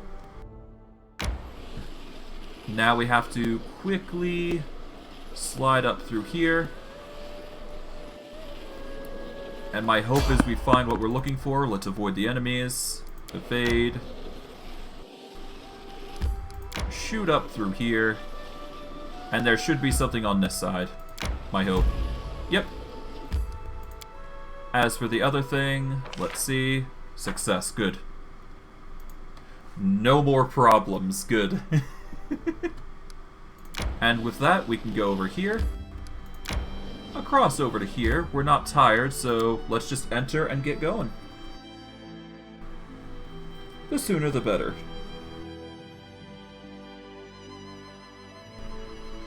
Now, my hope is that I'm going to be dealing enough damage with Steven that it's not going to be a worry. But we'll have to see. Okay, because of the rogue thing, I'm hoping I got something in particular for that. Let's see, defensive spin, that's nice. We're gonna try and use hammer blow here. Gonna try and down the vial of strength to see if that helps some. We'll activate that just because we can. Do we have the special ability now? We've got power attack though, that's nice. I'll put that here, I suppose. Just organize it like so. We've also got leg sweep if we wish to use it. Oh wait! Oh! I did not know that. We can use two now, it seems. Yeah, we can use hammer blow and defensive spin. That I did not know. Okay. That makes things even better for us. Leg sweep we will hold off on. What was what Steven got? I know he got like... Oh no, he gets that at level 20. My bad. Well, I'm not complaining. It means Steven now has the dodge bonus, and he's going to be dealing more damage. The hope is I'm going to be dealing enough damage to do what I'm hoping for, but we'll have to see. To get the Saitama achievement, we're going to need to deal 100 damage, so... I'm sure one well-placed critical hit is going to do it for him. Alright, let's grab this. Curse of Feeble Body, Displacement, Bless, and Frigid Touch. Not bad. Alright. Let's see, anything else around in this forest before we move on? I'm off. No. No.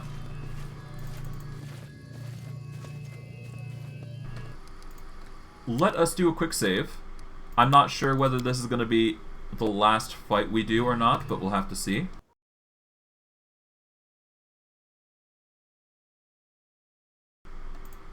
And I guess we'll see.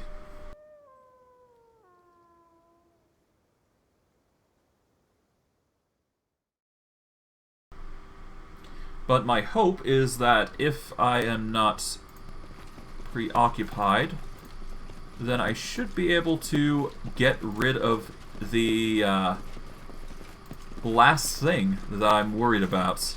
And we can end it on a high note. Ah! Poisonous Treants. Here we go. Last two, I believe. Okay. Nope, it's definitely going to be a lot harder than I had anticipated. Okay, let's load. Well, actually, let's keep going until we can't.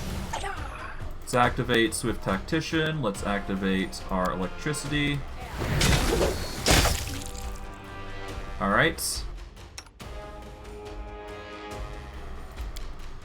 Alright, Mistral, let's get some healing going. Heal me quickly. Alright.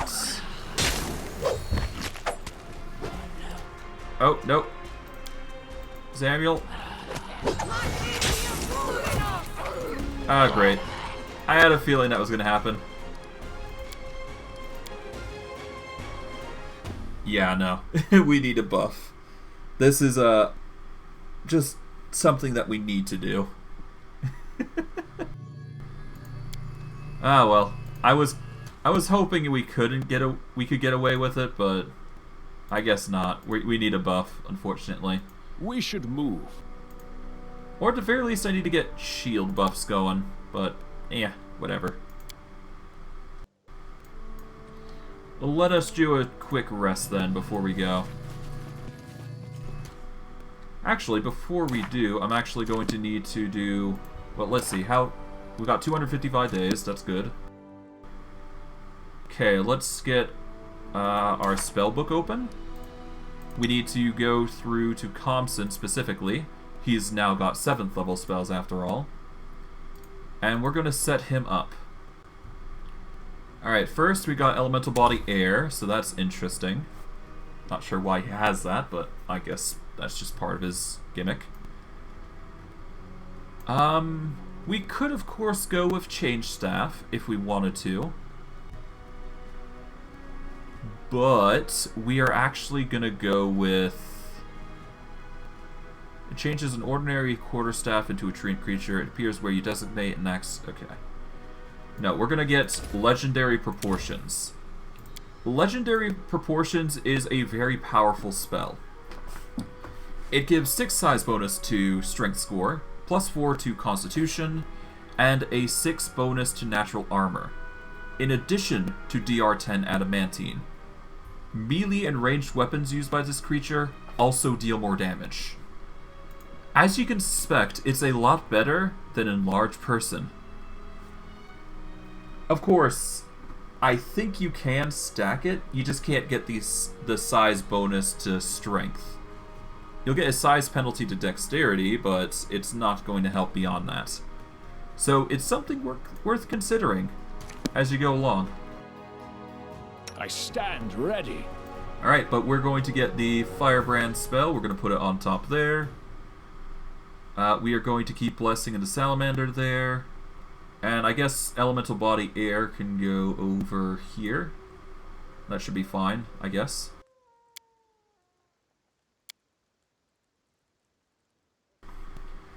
Elemental Body, or Legendary Proportions, though, is going to stay where it is, because it is a prepared spell. I guess Elemental Body can go back, because, I mean, it's going to be needed by Compson anyways, so we'll go from there. Everybody else, though, should be well prepared. Let us remove Blade Barrier, because honestly I don't use it enough to warrant its use. I'd rather just use heals. Remove Curse, that is a 3rd level spell, so, well, I'll keep it over here. And I guess we'll get the AoE Circle of Death there. Alright. We're going to need a lot of Diamond Dust for this, but that is something I am willing to risk.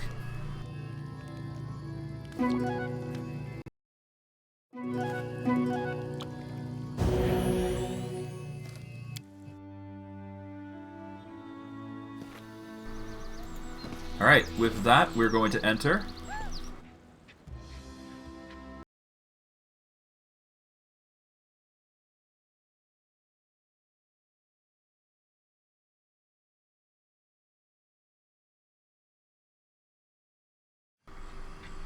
Alright, let us line up. No, let's buff up first as a... Yeah, let's buff up, and then we'll save. That'll be the plan. Okay, Bark Skin to start with. Why did I cast it on Steven? Let us reload that, actually. We can reload that. At least I did... At least it saves before you go in, which is good. Alright, let's go in, and then we'll go from there. Oh, I'm a fool. Oh well. At least we're almost done. Because once this is done, we just need to crack down on edicts, and that'll be the last thing that we need to do. Alright, Bark Skin. I'm going to use Mutagen Strength for this particular fight.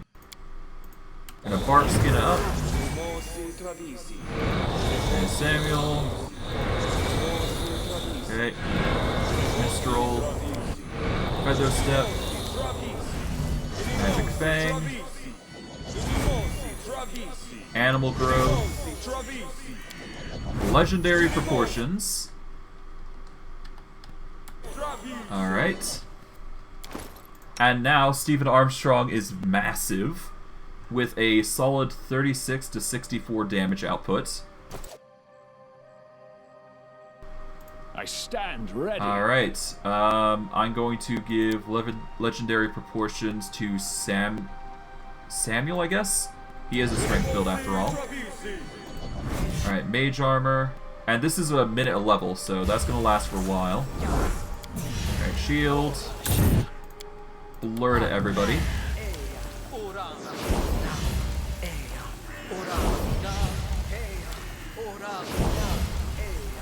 Okay, Mistral. Monsoon. Himself. Alright, Heroism himself. Alright, Buff. Alright, Steven. Wolf. Samuel. Mistral. Sundowner. Monsoon. And I guess I could actually buff Compson while I'm at it. Okay, Compson is done. We will save Firebrand for the last minute to get an additional d6. Alright, Mistral's throwing down buffs now.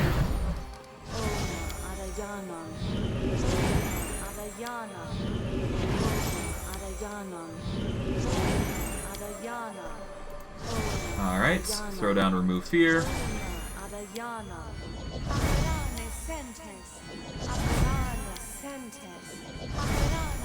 Alright, Aid.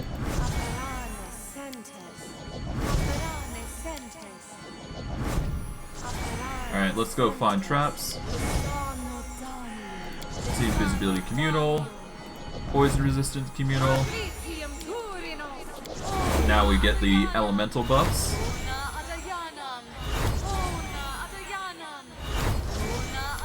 Alright, come on.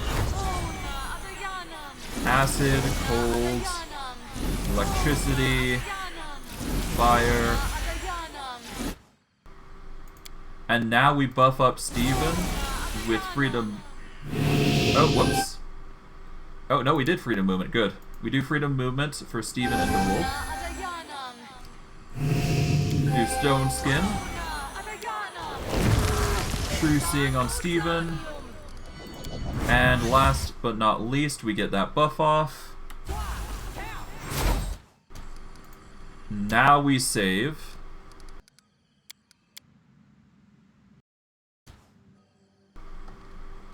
Okay, we've saved. We are basically beefed up to all heck. I guess we can also get give Righteous Might to. Well, no. Let's organize up. All right, we square up here. Particular.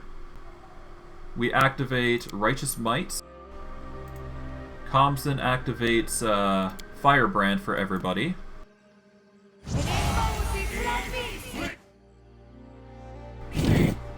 And then we go with Haste.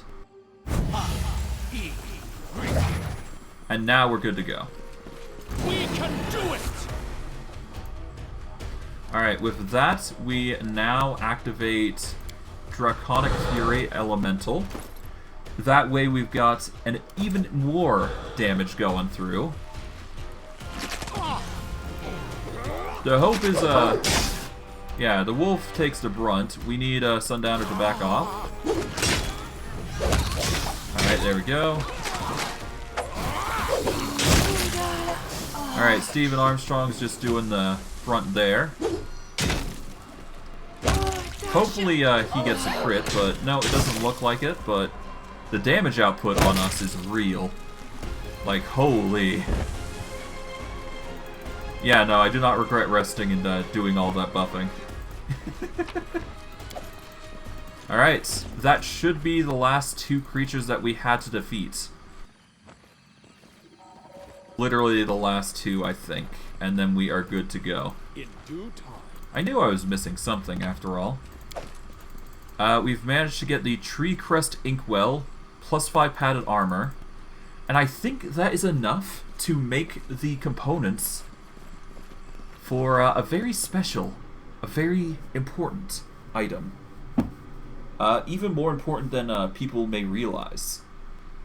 Because there's something you can create and a secret ending you can unlock if you manage to gather everything you need.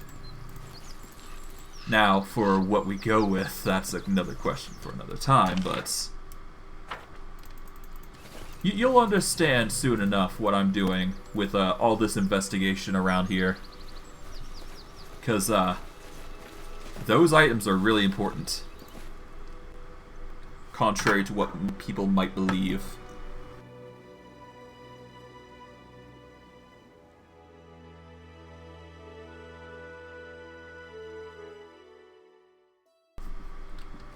Alright, with that out of the way, the key has only one charge left. Okay, so we're missing one more creature. What creature are we missing?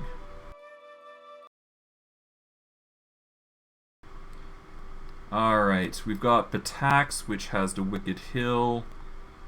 Ornate Ruins, we've got the Giggling Hill.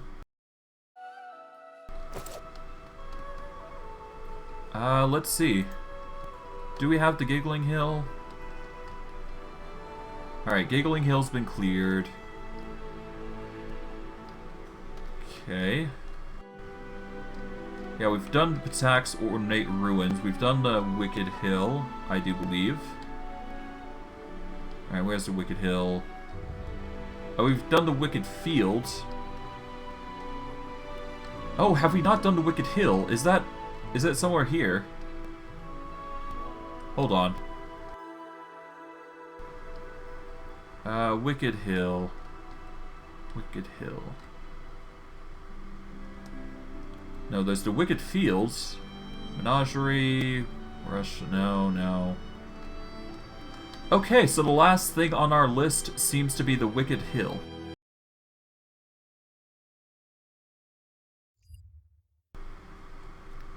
Alright.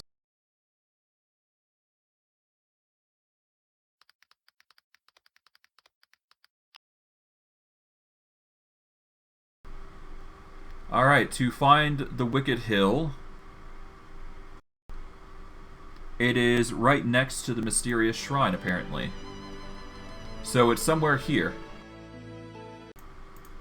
Okay, so I have to go somewhere here. And you can see the indent there, so it is right on the money. But that is the last target that we have to go through. And once we are done, I think. Let's see, Kingdom Edicts, naturally. What we got? Secret cache in the Dire Marshes. And there's no more points of interest in the region. Dire Marshes is done. I guess I can get Octavia on this while I am busy. We can research the nature of Armog. We can also research the nature of Tartuk, if we wish. I'll do Armog first and go from there. Okay. As for ranks up, we can go for Minister, High Priest, or Warden. We'll worry about those in the last tidbits, but we've got a bigger fish to fry. Alright, this is the last place that we need to harass.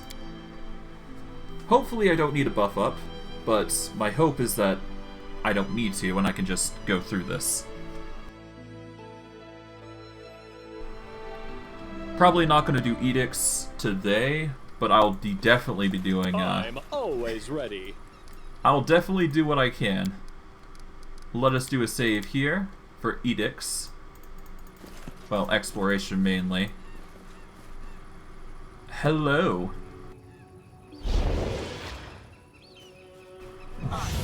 Amateurs, who taught you to hold this ritual? This will hurt! Ah, I see. Hello.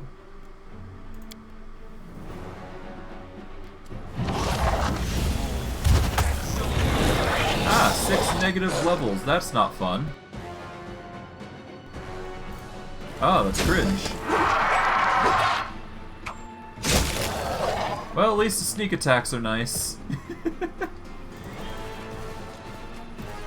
Alright, we managed to get a nice little scythe for our troubles, at least. And a few items here. Melted pliers of the Technic League's brand. Oh, what I won't do for you. The unparalleled Pax Groom Etra, pretending to be a cultist of Charon, just to get them to help me. To be honest, all I know about the deity is a symbol. A skull with coins covering the eye sockets. I made the logical assumption that it was somehow related to death, and started mumbling something about death and fate at a coven meeting. And they just took me for one of their own. 3 years after studying the Academy of the Arts. Can't take that away, even if most of my time there was more revelry than studying. Unfortunately, Charon's followers aren't really much help. Daemons serve their deity, but these dumb cultists don't know how to make the daemons obey their summoner.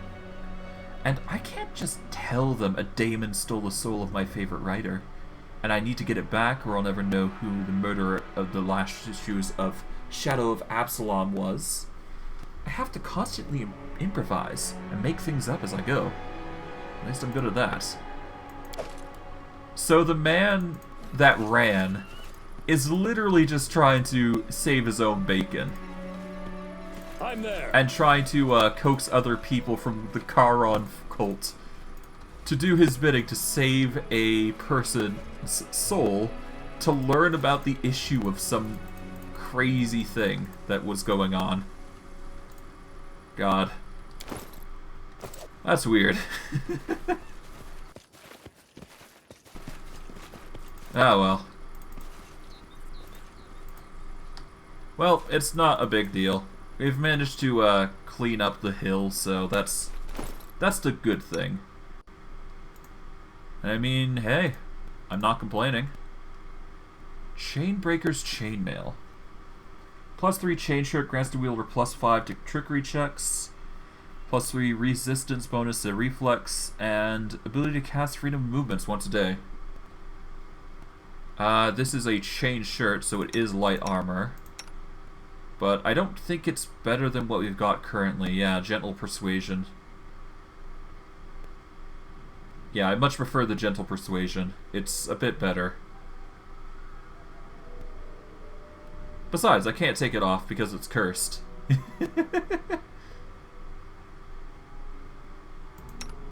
Who else could wield it? I guess...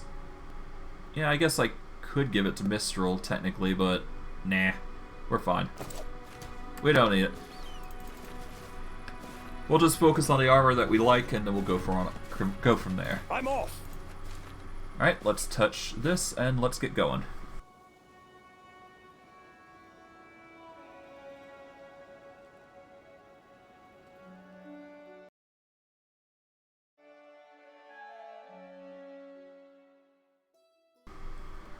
Okay, now that the Wicked Hill is done, we only have one more location to go to, and that is to handle the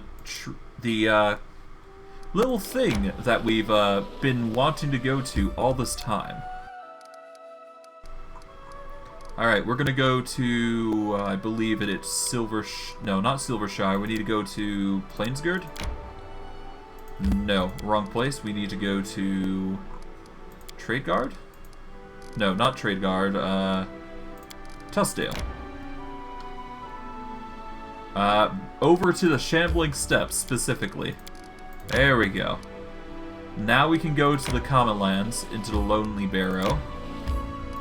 Before we do, we're going to need to absolutely rest up. And you'll understand why in a minute.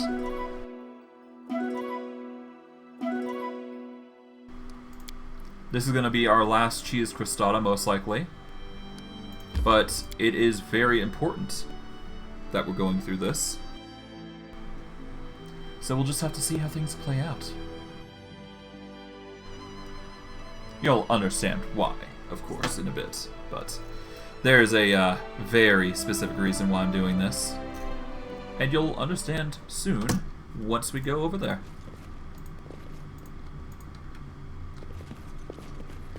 Alright, let's see. How's our weight looking? We're currently at medium load, but we can manage that. Alright, we need to go quickly over to here. I guess we'll keep to our loads, I guess. We'll just haul our butts over, and we should be good to go.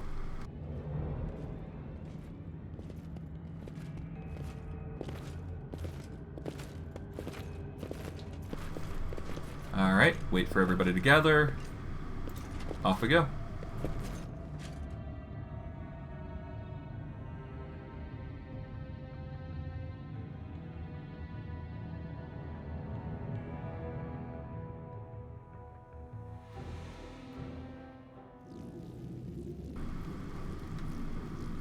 It is now time to go through and save the individual on the other side of this door.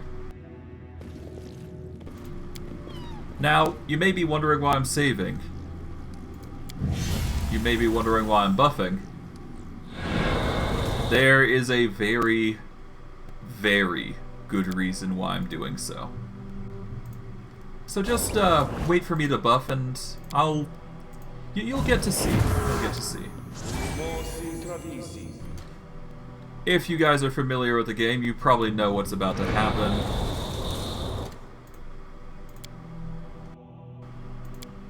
But yeah, we'll just quickly go through the ropes of buffing, and we will see what's on the other side. Okay, buff up, there. Animal growth. Legendary proportions. Alright, let's get mage armor. Shield. Blur.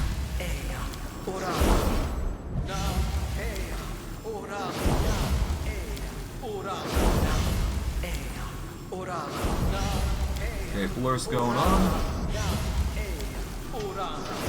Oh, 1 second. Let me just pause and give me a second.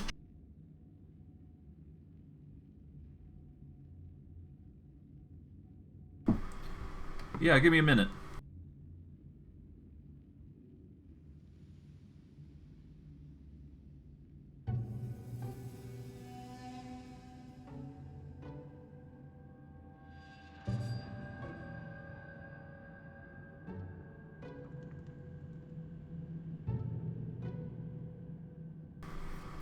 Alright, no, never mind. It was just a missed call. Don't worry about it. Alright, that is everybody blurred up. I guess we activate Protection from Arrows Communal. Now we activate the Heroism Greater. Alright, let's give everybody Heroism. Alright, so we start with Monsoon then, and that leaves... Let's move already. Yeah, let's give that to Compson. This is my Alright, path. that is Compson set up, and now we can activate Elemental Body. Well, no, we have to wait on Elemental Body Air, I think. We'll just put him back. I'm always ready. Alright, let's start buffing with Faith and all this. Or Mistral specifically. Alright, Wolf. Samuel. Sundowner herself. Remove Fear. Aid. Wolf. Sundowner. Herself. And Monsoon for extra chances of attack. Find Trap just in case. See Invisibility. Do we do Delay Poison? No, because we are immune to poison in this area. Let us start with the Resist Acid. Let's get all the buffs just in case.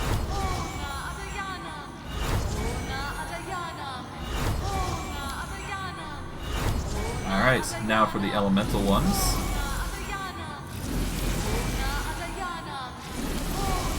Alright.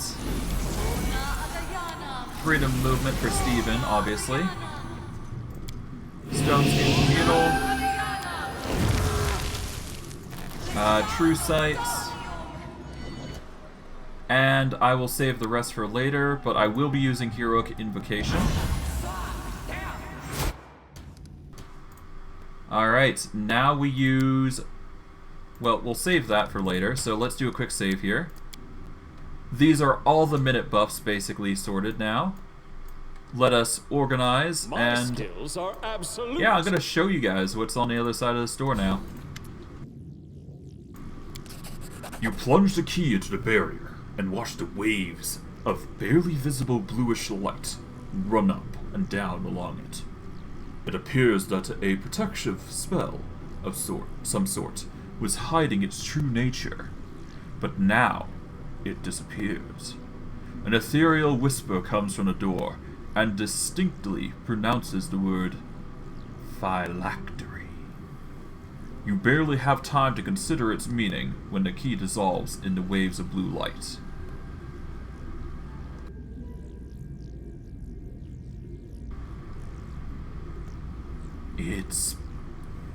It's part of a plan. The imprisoned one can be free, but only by sacrificing the essence of his power. The key is delivered and destroyed. The monsters are defeated. The door opens to the strongest. Enter now. Adventures await. Now we have one final buff set to do. We're gonna start off with displacement. Alright, let's get a haste going. And let us get that firebrand going. Activate Righteous Might. Sundowner is basically good. I guess we can get him to get False Life going. I know what to do. And I guess we activate the elemental thing. Off we go.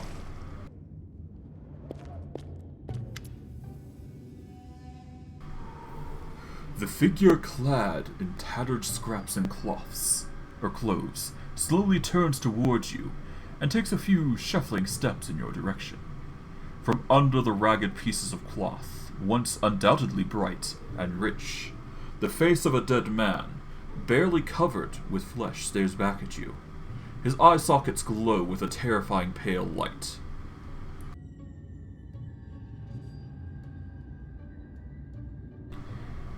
I can't believe it. So finally someone fell for the letter. I admit it was a weak plan, but I had little time to invent it.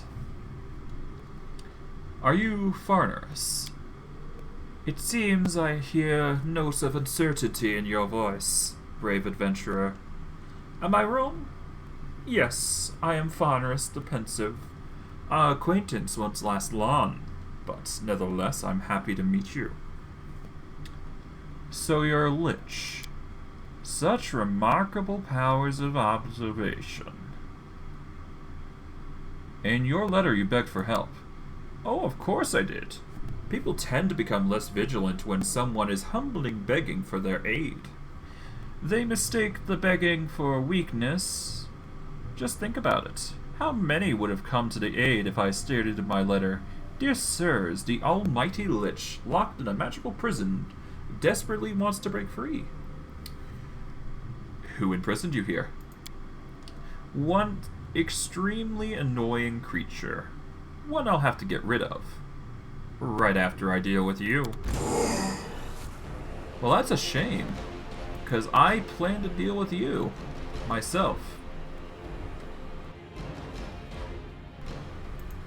Alright. Oh, you don't actually get any chance to block. Yeah, transforming him, it doesn't really do much good for us, I don't think. Okay, so, Compson might be changed back then. Yeah, I'm gonna change him back. There's no need for him to be a, elemental.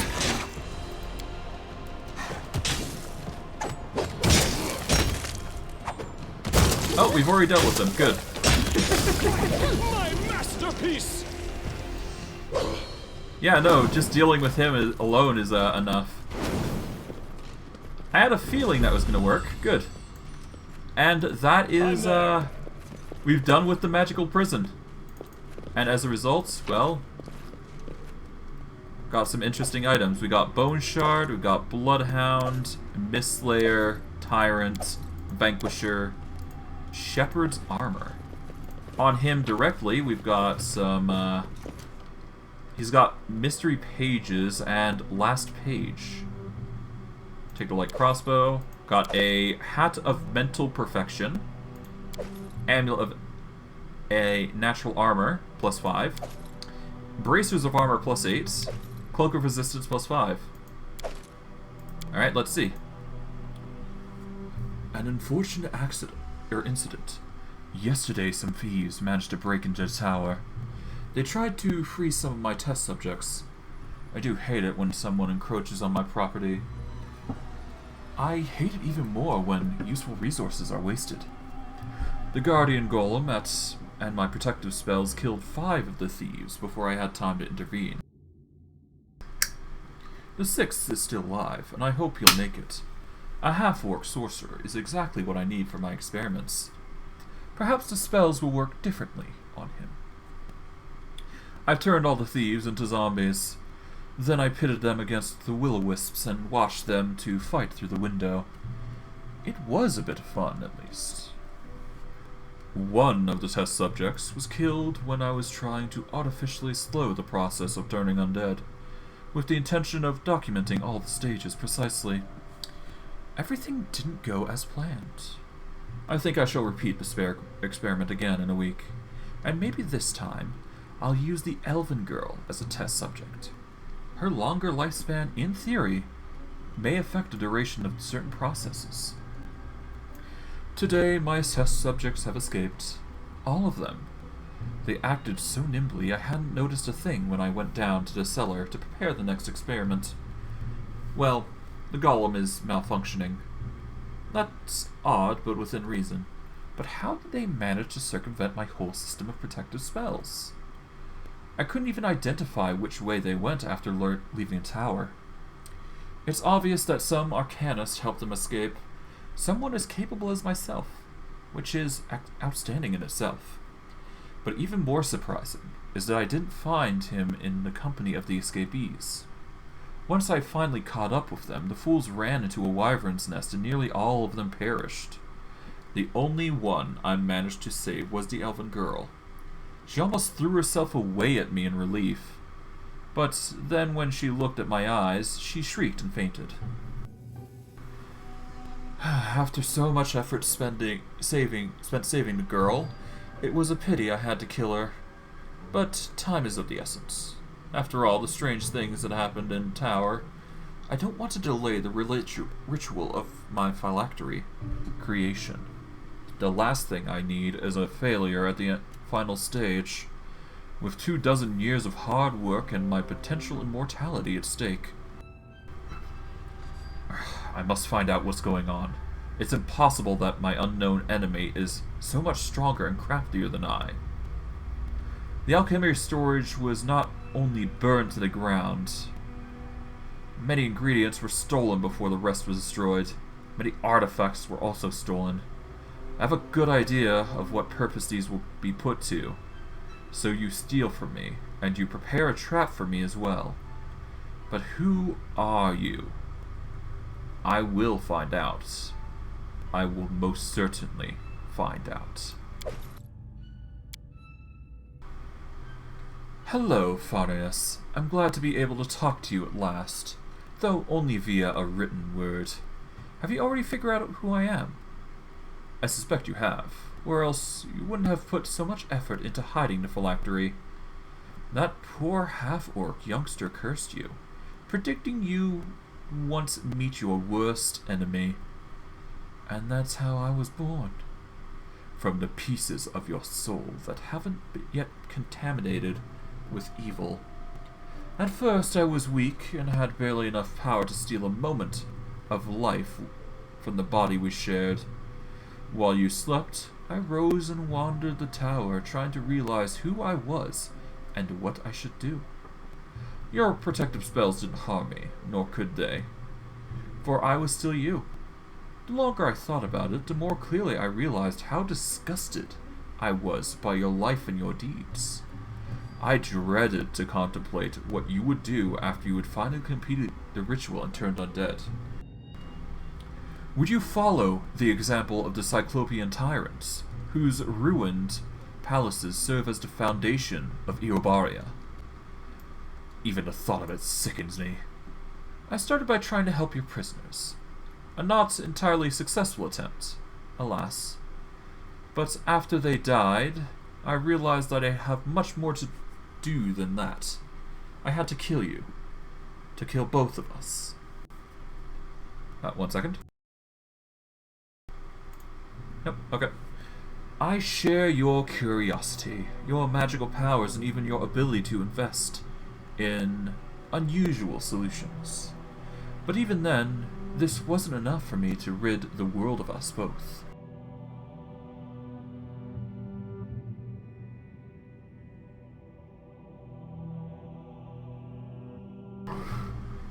Apologies, I'm now done.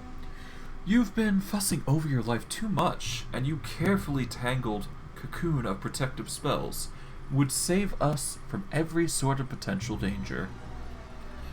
It would take days for me to try and untangle this web we'd created with our common hands. Besides, this might have made you suspicious and put you on alert. So I just had to remain undetected, put my own plans to motion.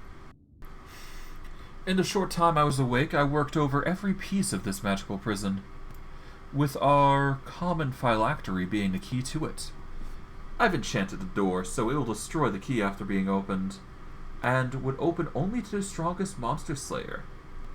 I developed a system of tests to make ensure the one who would have some way, or who would someday open the door, would be capable enough. After all, he or she would have to face you in the end. Well, my plan worked. I managed to lock us in here inside an ancient Cyclopean barrow. Our dear Eobaria was built upon the ruins of Coloron, and under these ruins, you and I will spend the upcoming years and ages. Someday, everything will work out as I have planned. Someone will be able to cut you down, will enter this vault. I came to this world for one purpose only, to prepare my own death. And I cannot wait for this moment to finally come. Well. Shit. It seems Farnniras had a split personality. One who liked what he was doing and the one who hated it absolutely and considered him a vile villain. It's an interesting concept there. But I digress. We've got a few other things that we can do. Let's see, what do we got? +5 necrotic Great Club, which deals negative energy on a hit, and has a chance to cast Vampiric Touch on a crit. Can only be used by evil characters, though. Myth Slayer. This +5 heavy crossbow deals 2d10 damage on hit. If its target has one of the following qualities, huge or gargantuan size, dragon subtype, giant subtype, 20 or more hit die, it inflicts a -2 penalty to the wielder's attack rolls, but adds a d10 to damage for each of the qualities the target has. So at the cost of suffering a -2 to attack rolls, per quality it meets, you deal an additional d10 of damage. So this can get you this could net you crazy amounts of damage. The Vanquisher. This +5 Great Axe has a critical range of 19 to 20 and deals an additional 10 damage on every hit. Okay. Mirabo, no. I do believe there's like a special armor that we got as well. Or was it clothing? Strigoi's Embrace is a enhancement bonus to Charisma. Hat of Mental Perfection is a +8 to all stats. I'm gonna give the Hat of Mental Perfection to Steven, because that does boost his Charisma just a smidgen. So that'll increase his AC by 1 at least, and his mentals by a lot. We've already got the Belt of Physical Perfection, so we don't need to worry about that.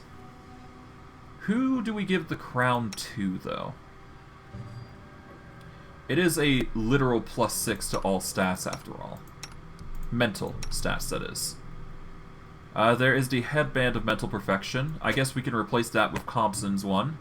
And I guess Compson gets the crown. We'll get the Helmet of Protection... No, we keep the Helmet of Dusk on Mistral. Let's see. Keep the Ravina's crown there. Metal Reborn's fine. Okay, I guess we're keeping the headband for now. Stragoti's Embrace is something we will avoid for now.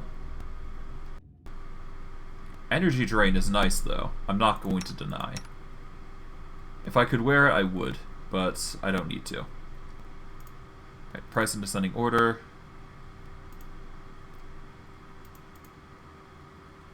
What was it? Shepherd's Armor? +5 studded armor, grants the wearer +2 to attack and damage with short bows and long bows. Interesting. Good if you have a ranged character, which I don't. Ah, pain. Oh well. I think that's it, though. That's as much as I can physically do here. There is a few items that I'd love to wear, but there are things that just somebody can't wear. And it's inevitable. I guess we could theoretically give Monsoon something to help him if we have the right material. But I highly doubt we have anything that'll help him here. Daring Duelists. +2 to attack rolls with melee weapons, +1 dodge to AC. Okay, that's a little bit better than the Fortunate Fencing. Yeah, let's replace that. And that'll give us a additional AC. Oh, nice. Okay, that works. Who is going to take the Fortunate Fencer then? I could give it to Samuel. I could give it to Sundowner. I will You know what? That's actually not a bad idea. Let's sacrifice the Ring of Luck in favor of the Fortunate Fencer to get +2 on melee attack rolls. That is going to be nice. That other bonus is going to just help Sundowner get more applications of staggering critical, I believe. Yeah. Anyone's sympathy. Alright, and that's that. That staggering critical set up. I think we're good to go to leave now. Kind of underwhelming for a fight, I must admit, but then again, we do have crazy amounts of bonuses to our attacks now, at this rate, which is a boon to us. A very, very important boon. We're basically going to need every advantage near the end game, to be honest. And trust me, every bit counts.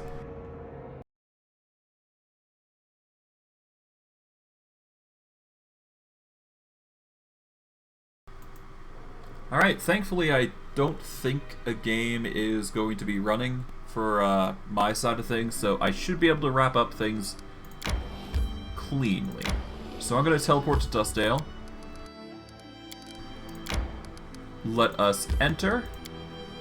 And for the last, I want to say 10 minutes, we are going to just do edicts, and then I'll wrap it up. At least that's the plan. So we're going to enter our kingdom here. Cold Diplomacy. Kalina is hiding somewhere in the Stolen Lands. Assign the task of finding her to the Minister or Treasurer.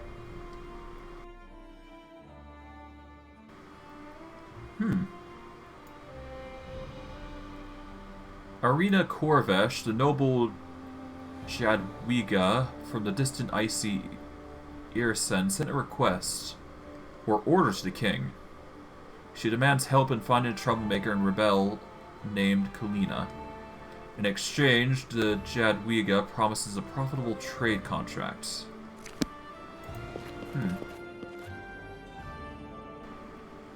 Actually, you know what? Before I do anything of that sort, let's go to the Storyteller.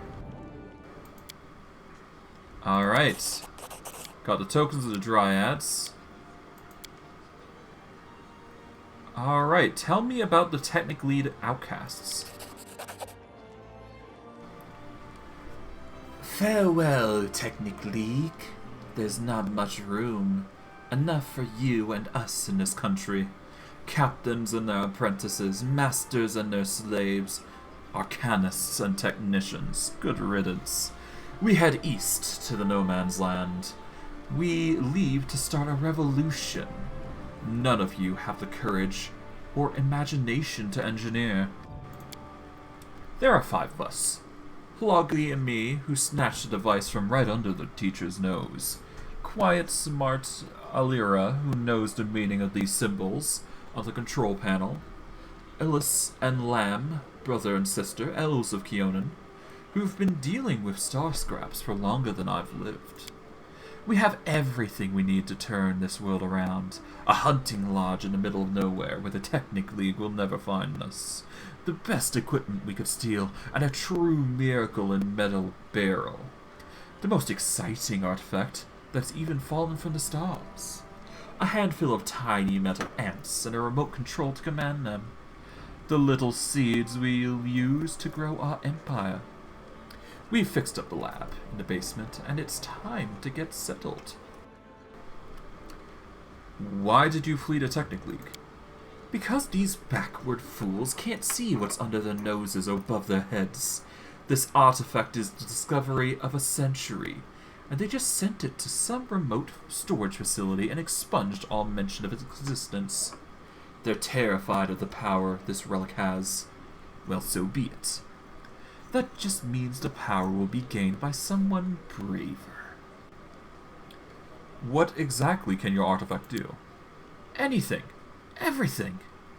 I'm not kidding. These ants can create literally anything. Once we figure out how to control them, we'll possess a unique tool capable of copying any item in the world. This one or those beyond the stars. Gold, technological artifacts, anything we could desire. Please continue. The lab is abuzz. Metal ants swarmed over the gold coins, measured it, and now, bit by bit, they're creating an exact copy. They move in procession somewhere down underground, then return with tiny bits of gold, as well as the other materials they need to build more ants. With a happy smile, Alira works her magic over the remote control. Once we're done with the coin, we'll try to have the ants copy something more complicated. Hloggy has been on the hunt for 3 days now. He's a smart lad, he won't get lost in the wilderness, especially not with the star equipment he's got. I try to convince myself, but I'm still nervous. To distract myself from those heavy thoughts, I keep helping Alyssa and Lamb set up the lab. We have so many ants now. There's not enough room for them all on the table surface. Hloggy, where are you? Get back as soon as you can. In the middle of night, I'm laying in bed alone. I can't sleep without Hloggy snoring beside me. I stare into the darkness, my eyes playing tricks on me. It's like the swarms of little black specks are marching across the ceiling. It's hot and my back itches. I toss and turn in bed, imagining how we'll return to Numeria with an army of battle robots, or gearsmen, and we'll live as kings. Where will you get rattle robots? I don't know. Maybe we'll create some treasure first, or maybe weapons enough to outfit an entire army. With these ants, there's no dream we can't make a reality. Alright, continue. It's foggy outside. The fog's so dense, I can't see the grass under my windows. It's hot and my back itches so much. Liam went out to search for Hloggy. I wander around the lodge without purpose. Something's under my feet. I almost stumble on it. I look through the window. I wait. The smell of rot emanates from the lab, but I can't open the door. It's hot. I want to go out, breathe fresh air, but I can't find the door. There's something under my feet. I kick it away and go back to bed. My whole body itches. I lie staring at the wall. In the darkness, it seems like tiny black dots move across the wall, creating odd patterns. We'll return to Nemerian as kings. What's wrong? Are you ill? It's hot. So itchy. We'll be kings. We'll be back. So hot. It's unbelievably hot. The walls of the lodge are covered with glowing lights. Countless ants swarm busily, turning them into what? What is it? I don't know. I scratch my skin and it peels off in bloody patches. Ants swarming underneath. Illis crawls on the floor, breathing heavily. The smell of rot from the lab is unbearable. It's getting hotter. I want to get up from the bed, but my legs have been eaten by the ants. I smell something burning. Our teacher looked through the window from outside. His face a grimace of disgust. Did they find us? Wait. We'll get back to Nemeria and live as ants. So hot. There's black fog everywhere. Illis rolls onto the floor, trying to beat off the flames. Where's Loggy? He must have returned from the hunt by now. The storyteller's head is covered with beads of sweat, his face grimacing in pain. He rubs his temples. That is how the revolution of the 5 Technic League's outcasts ended. Fortunately, they were found and eliminated before the metal ants finished constructing whatever it was they were building. Are you alright? The story simply gave me a headache. It is nothing. It shall pass. Well, thank you for the story. Let's see the other story. Alright, tell me about the Kingdom of Ancient Elves. The storyteller's back straightens, and his voice becomes militant, direct, and precise. I'm guarding the royal chambers. I can hear the queen weeping, inconsolable. I clench the hilt of my useless sword so hard it makes my fingers ache. There's no way for me to help my lady. King Lithoriel the Wise is ill, and we all pray for his swift recovery. That's what they told the populace. The truth is much worse. The king really isn't ill, at least not in the traditional sense. He lies staring unblinking at the ceiling, barely breathing, neither alive nor dead. The queen is at his side day and night. The high priestess begs for guidance from higher powers. The court wizard relentlessly casts their best spells, but I'm afraid that even the sisters would be unable to help us this time. Who are the sisters? Magical creatures, the royal house's closest advisors. 3 sorceresses with covered faces. Maybe Fae, maybe Celestial, who knows? Okay.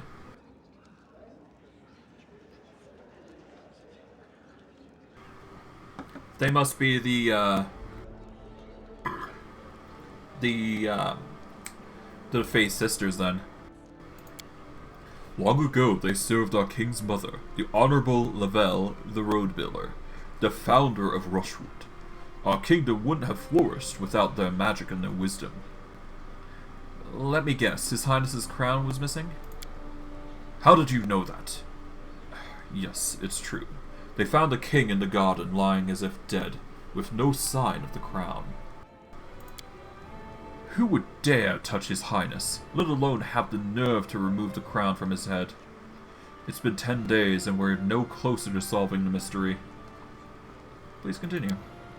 It was a disgusting scene in a council hall this morning. The prince struck his sister over the face, in the full view of the queen, the advisor, and the court. She said it was time for us to stop lying to ourselves. It's been a month and the king's no better than the day we found him. She said we should admit it, he was dead. It took the prince some time to find the words to answer, his voice cracking. He accused her of wishing to usurp the throne to fulfill some toxic fantasies of sending a crusade against the Cyclopses. I distinctly recall the look of the princess gave her mother, but the queen kept silent. The sisters, the courts, the guards under my command, everyone watched in silence. She quickly left the hall without saying another word. You mentioned the Cyclopses. Far to the west, beyond the rivers, impassable swamps and walls to the mountain, a tribe of Cyclopses recently appeared. Our scouts reported that they had escaped the faraway Gul'dan for some reason. They decided to found a new kingdom, called Coloron. The Cyclopses are fearsome, but they're far too away to be a threat to us. King Lithoriel is called the Wise for a reason. He decided that we would only engage them if they dared to move troops against us, and only to rebuff their attack. We would not initiate a war with them. The king and the court argued regularly with the princess on this topic.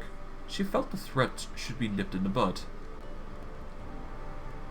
Who do you think is right? It's hard to say, really. I want to believe the king will wake up, but if God forbids he doesn't, the kingdom needs a new ruler. Please continue.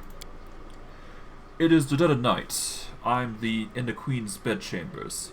She whispers an order to me. I don't frighten easily, but I shudder.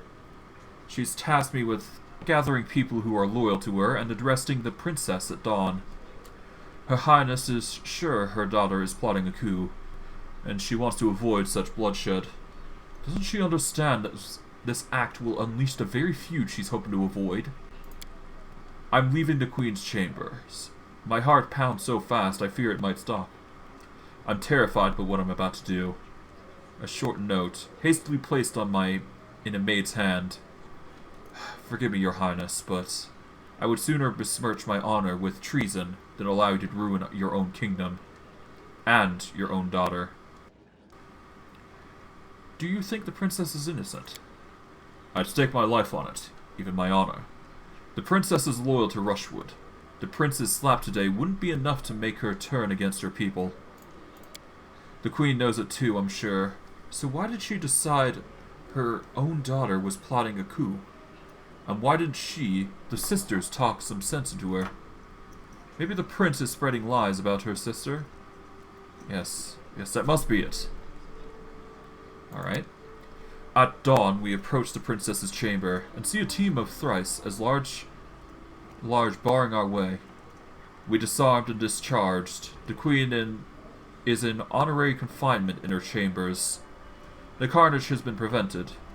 No one knows my crime, save my own conscience, which is enough. I sentence myself to banishment from the country I love above all else. The country in which I now, ashamed to even look at the lowliest garbage collector in the eye. At least he fulfills his simple duty with honesty. The storyteller pauses for a moment. His blind eyes seem to stare intensely into the distance. A dusty roadside tavern.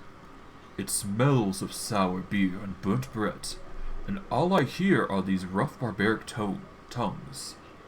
I question travelers incessantly for news out of Rushwood, and what I hear makes me want to grab the swill.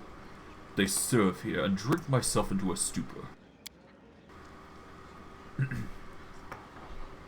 Power passed into the princess's hands without any bloodshed, but the prince has retired to his estate to gather troops against his sister, I've no doubt.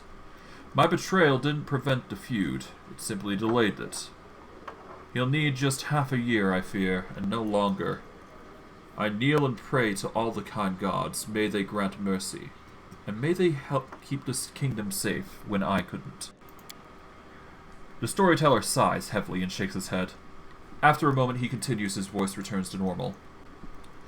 As you can likely guess, the gods did not answer his prayers. Soon, Rushwood was devoured by the fires from the royal feud, and then Earthfall wiped even Rushwood's ruins from the face of Golarion. Was it a plot by the sisters? There is no indication of this in the Grand Guard's memories, but I consider that to be the most likely probability. They were trusted as kind guardian spirits. It would not cross anyone's mind that they might entrap the king's soul into his own crown, then defame the princess to her mother and her brother. What happened to the banished guard captain? He traveled to the Thalnosian Empire. He served as a guard and gave lessons in swordplay, but that is where his trail goes cold.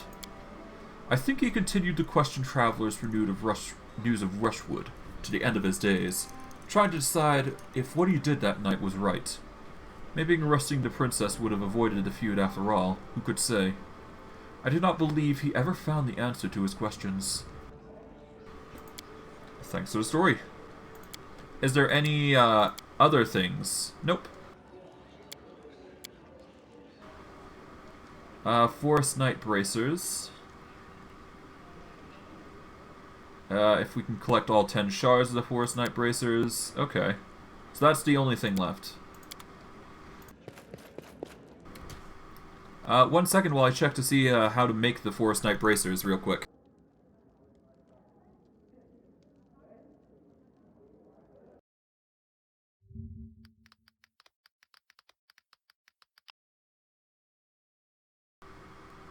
Okay, let's see.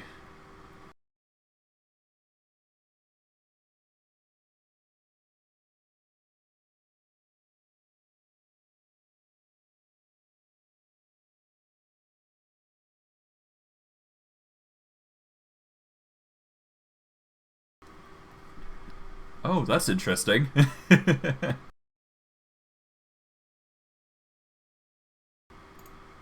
Okay, I need to find these shards of Night Bracers.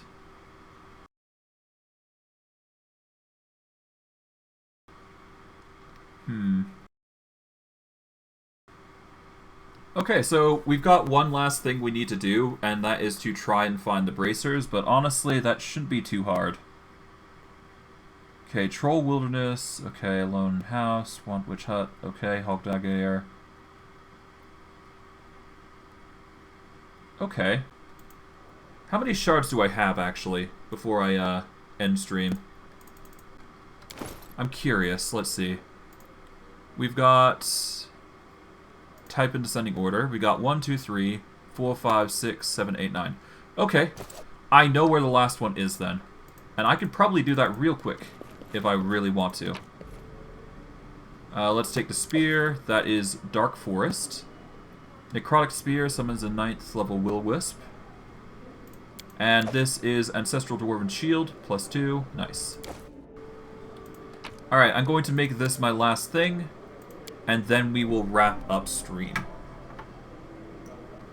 But I'll just quickly make the bracers, and then we'll be good, because I do want them, strictly because there is a benefit to them.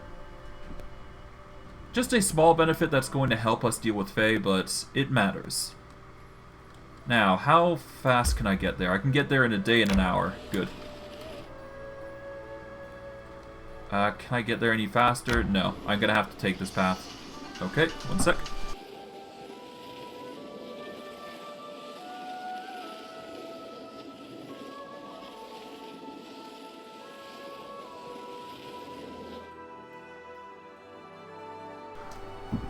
Alright.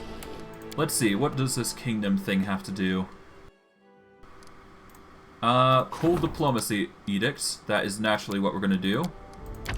We will use Jthal for this. It's going to take a little bit of espionage, but considering we need to up espionage, we'll do it. I'm perfectly fine with waiting 29 days with that. Alright, we need to go to the Lizard Folk Village, which I think is the last thing we need to do, because there is a locked chest in the Lizard Folk Village that we need to do to claim what we are looking for. It is something that we had to do long ago, but it is something that we can check up on now and see if there's anything, see if we can grab it. If you dare. Let's just hope we can. I should be able to unlock it, because there was a specific door that we had to unlock. Alright, alright, alright. Okay, off we go to, I believe it's the main tent hut here, which is right here. Alright, pop this open. Come on. Wrong one.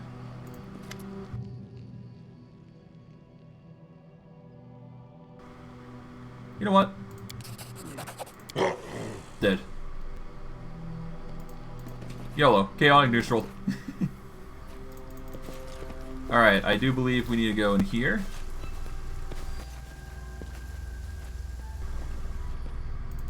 Ah, here we are. I do believe this is where the last bracer is. If I'm not mistaken. It's done now. Yep, I had a feeling it was. Okay, now we can get going. Alright, let's get the heck out of here. We don't need to be here anymore.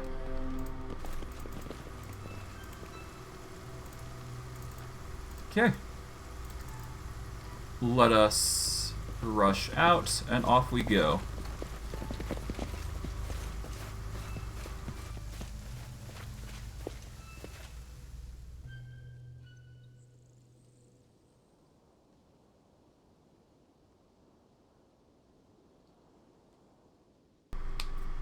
My hope is that I'm able to get the edicts done, but we'll have to see. I'm going to grab the bracers, and then we will be good to go.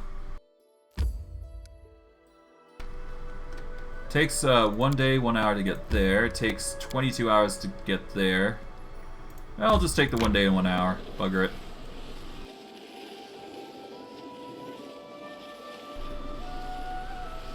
Alright. Adventures can wait. Nope, we need to keep going. Oh, Kingdom Edict. Let's see what's going on here. Hunt the Hunters. Keston. I guess I'll get a crisis point for that. There we go. We're going to be using a lot of crisis points in a bit, but that is when things get really dicey. Alright. Let us enter to the throne room, and then we will get the bracers, and then we will be good to go. Whew. Okay. We move over to get the bracers here. Hello. Alright. No, found the shards. Restore. A nobleman once wore these bracers, and he was not the only one to do so. Restoring them would be an honor. Okay. Alright, we've got the achievement, those precious tales, which means we've done absolutely everything in regards to just gathering these special items here and there. Okay, for Compson, we're going to give him the +8 bracers, because that's what he's going to need. The Forest Knight bracers are going to be given to the person who... Let's see. Samuel already has freedom of movement, so we're going to need to give this 2 morale bonus to... Alright, if shaken... Yeah. Do we want Charon's Touch? Yeah, we'll keep Sundowner with Charon's Touch. We'll give Samuel this. In the off chance that he gets shaken, that matters. Alright, before I finish off... Well, I'm pushing my luck. Let's go to a tavern, and I need to talk with the Dryad, actually. I want to see if I have everything needed for, just to talk with her about something in particular. I'm basically just covering my, steps here.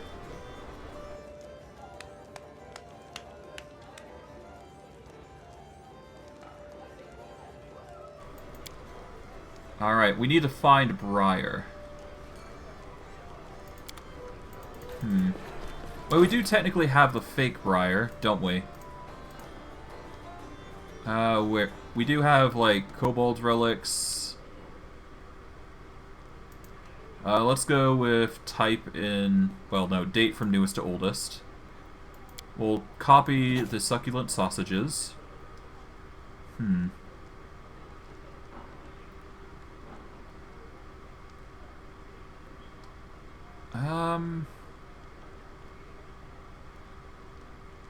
We've got one more melt... Hmm.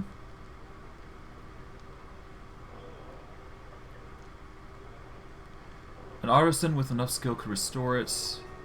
I'm just not sure where the last fragment for the Briar is.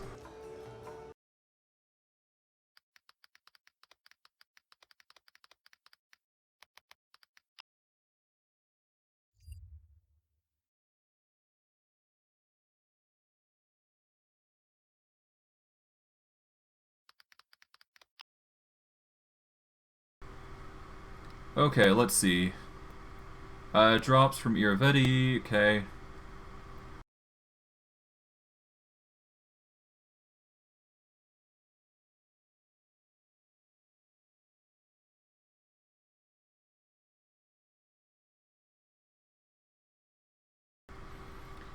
Okay, we need a big perception check and a trickery.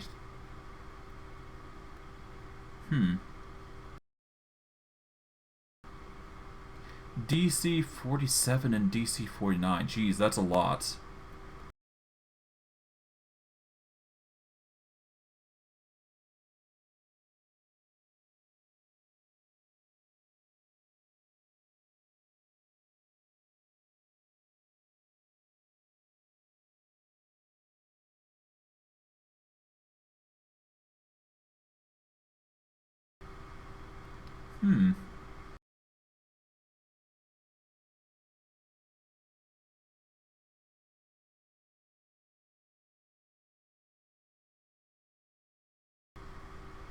Okay, so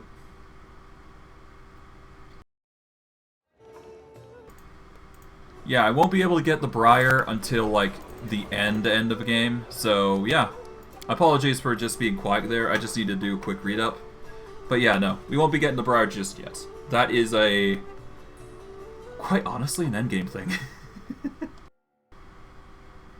But hey, that means that unless in our journal that we got something else to do, that is all that we need to do.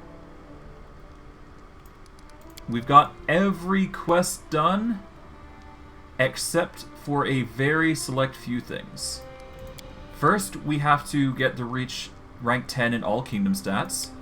We need to upgrade 3 secondary regions. We need to do all of this in 251 days, and we need to find Kalina, apparently. The search for the rebel from Irisen has begun. But yeah, once we are done with that, we're good. And that is where I'm actually going to leave it off. Do what I must. We have done quite a bit. While we didn't do edicts, we did manage to do a lot of cleanup, I would like to say. We've managed to finish all of the exploration that we needed to do. We've done absolutely every quest except for Kingdom Edict stuff. So, what is probably going to happen next stream is we're going to power through absolutely every single edict, every single buffer, and we're going to level up everything to level 10. And by that point in time, we are going to be dealing with Nerissa. We're going to destroy her potential at destroying our kingdom, and we are going to absolutely slaughter her. And hopefully, we get to level 20 all the way. But I digress. I hope you guys enjoyed today's stream. For those who are on YouTube, like, subscribe, comment, hit the bell notification if you want to see more stuff. I stream daily, so you're going to catch my streams. You can catch me 3 to 7 MST time. Today I was a bit late. I apologize on that. Shit happens, but I digress. If you guys want to find my Twitch, you can check me out, or you can check out my, you can search me up at FYMyPawn on twitch.tv. You can either check my YouTube channel directly, which should have a link to Twitch, or you can check out the link down below in the description. Either 3 options work, so just copy and pasta, or just search for it, you should be fine. For those of you on Twitch, or those of you from YouTube come to Twitch, welcome. If you like my stuff, I would appreciate follows, most importantly. In the bottom left corner, you can see that I've got a marker there. Once that marker hits 50, and I get 3 concurrent viewers, I can apply for affiliate status. So if you can support me in that way, that is most appreciated. Either way, if you want to support me, subscribe. It just helps. It always does.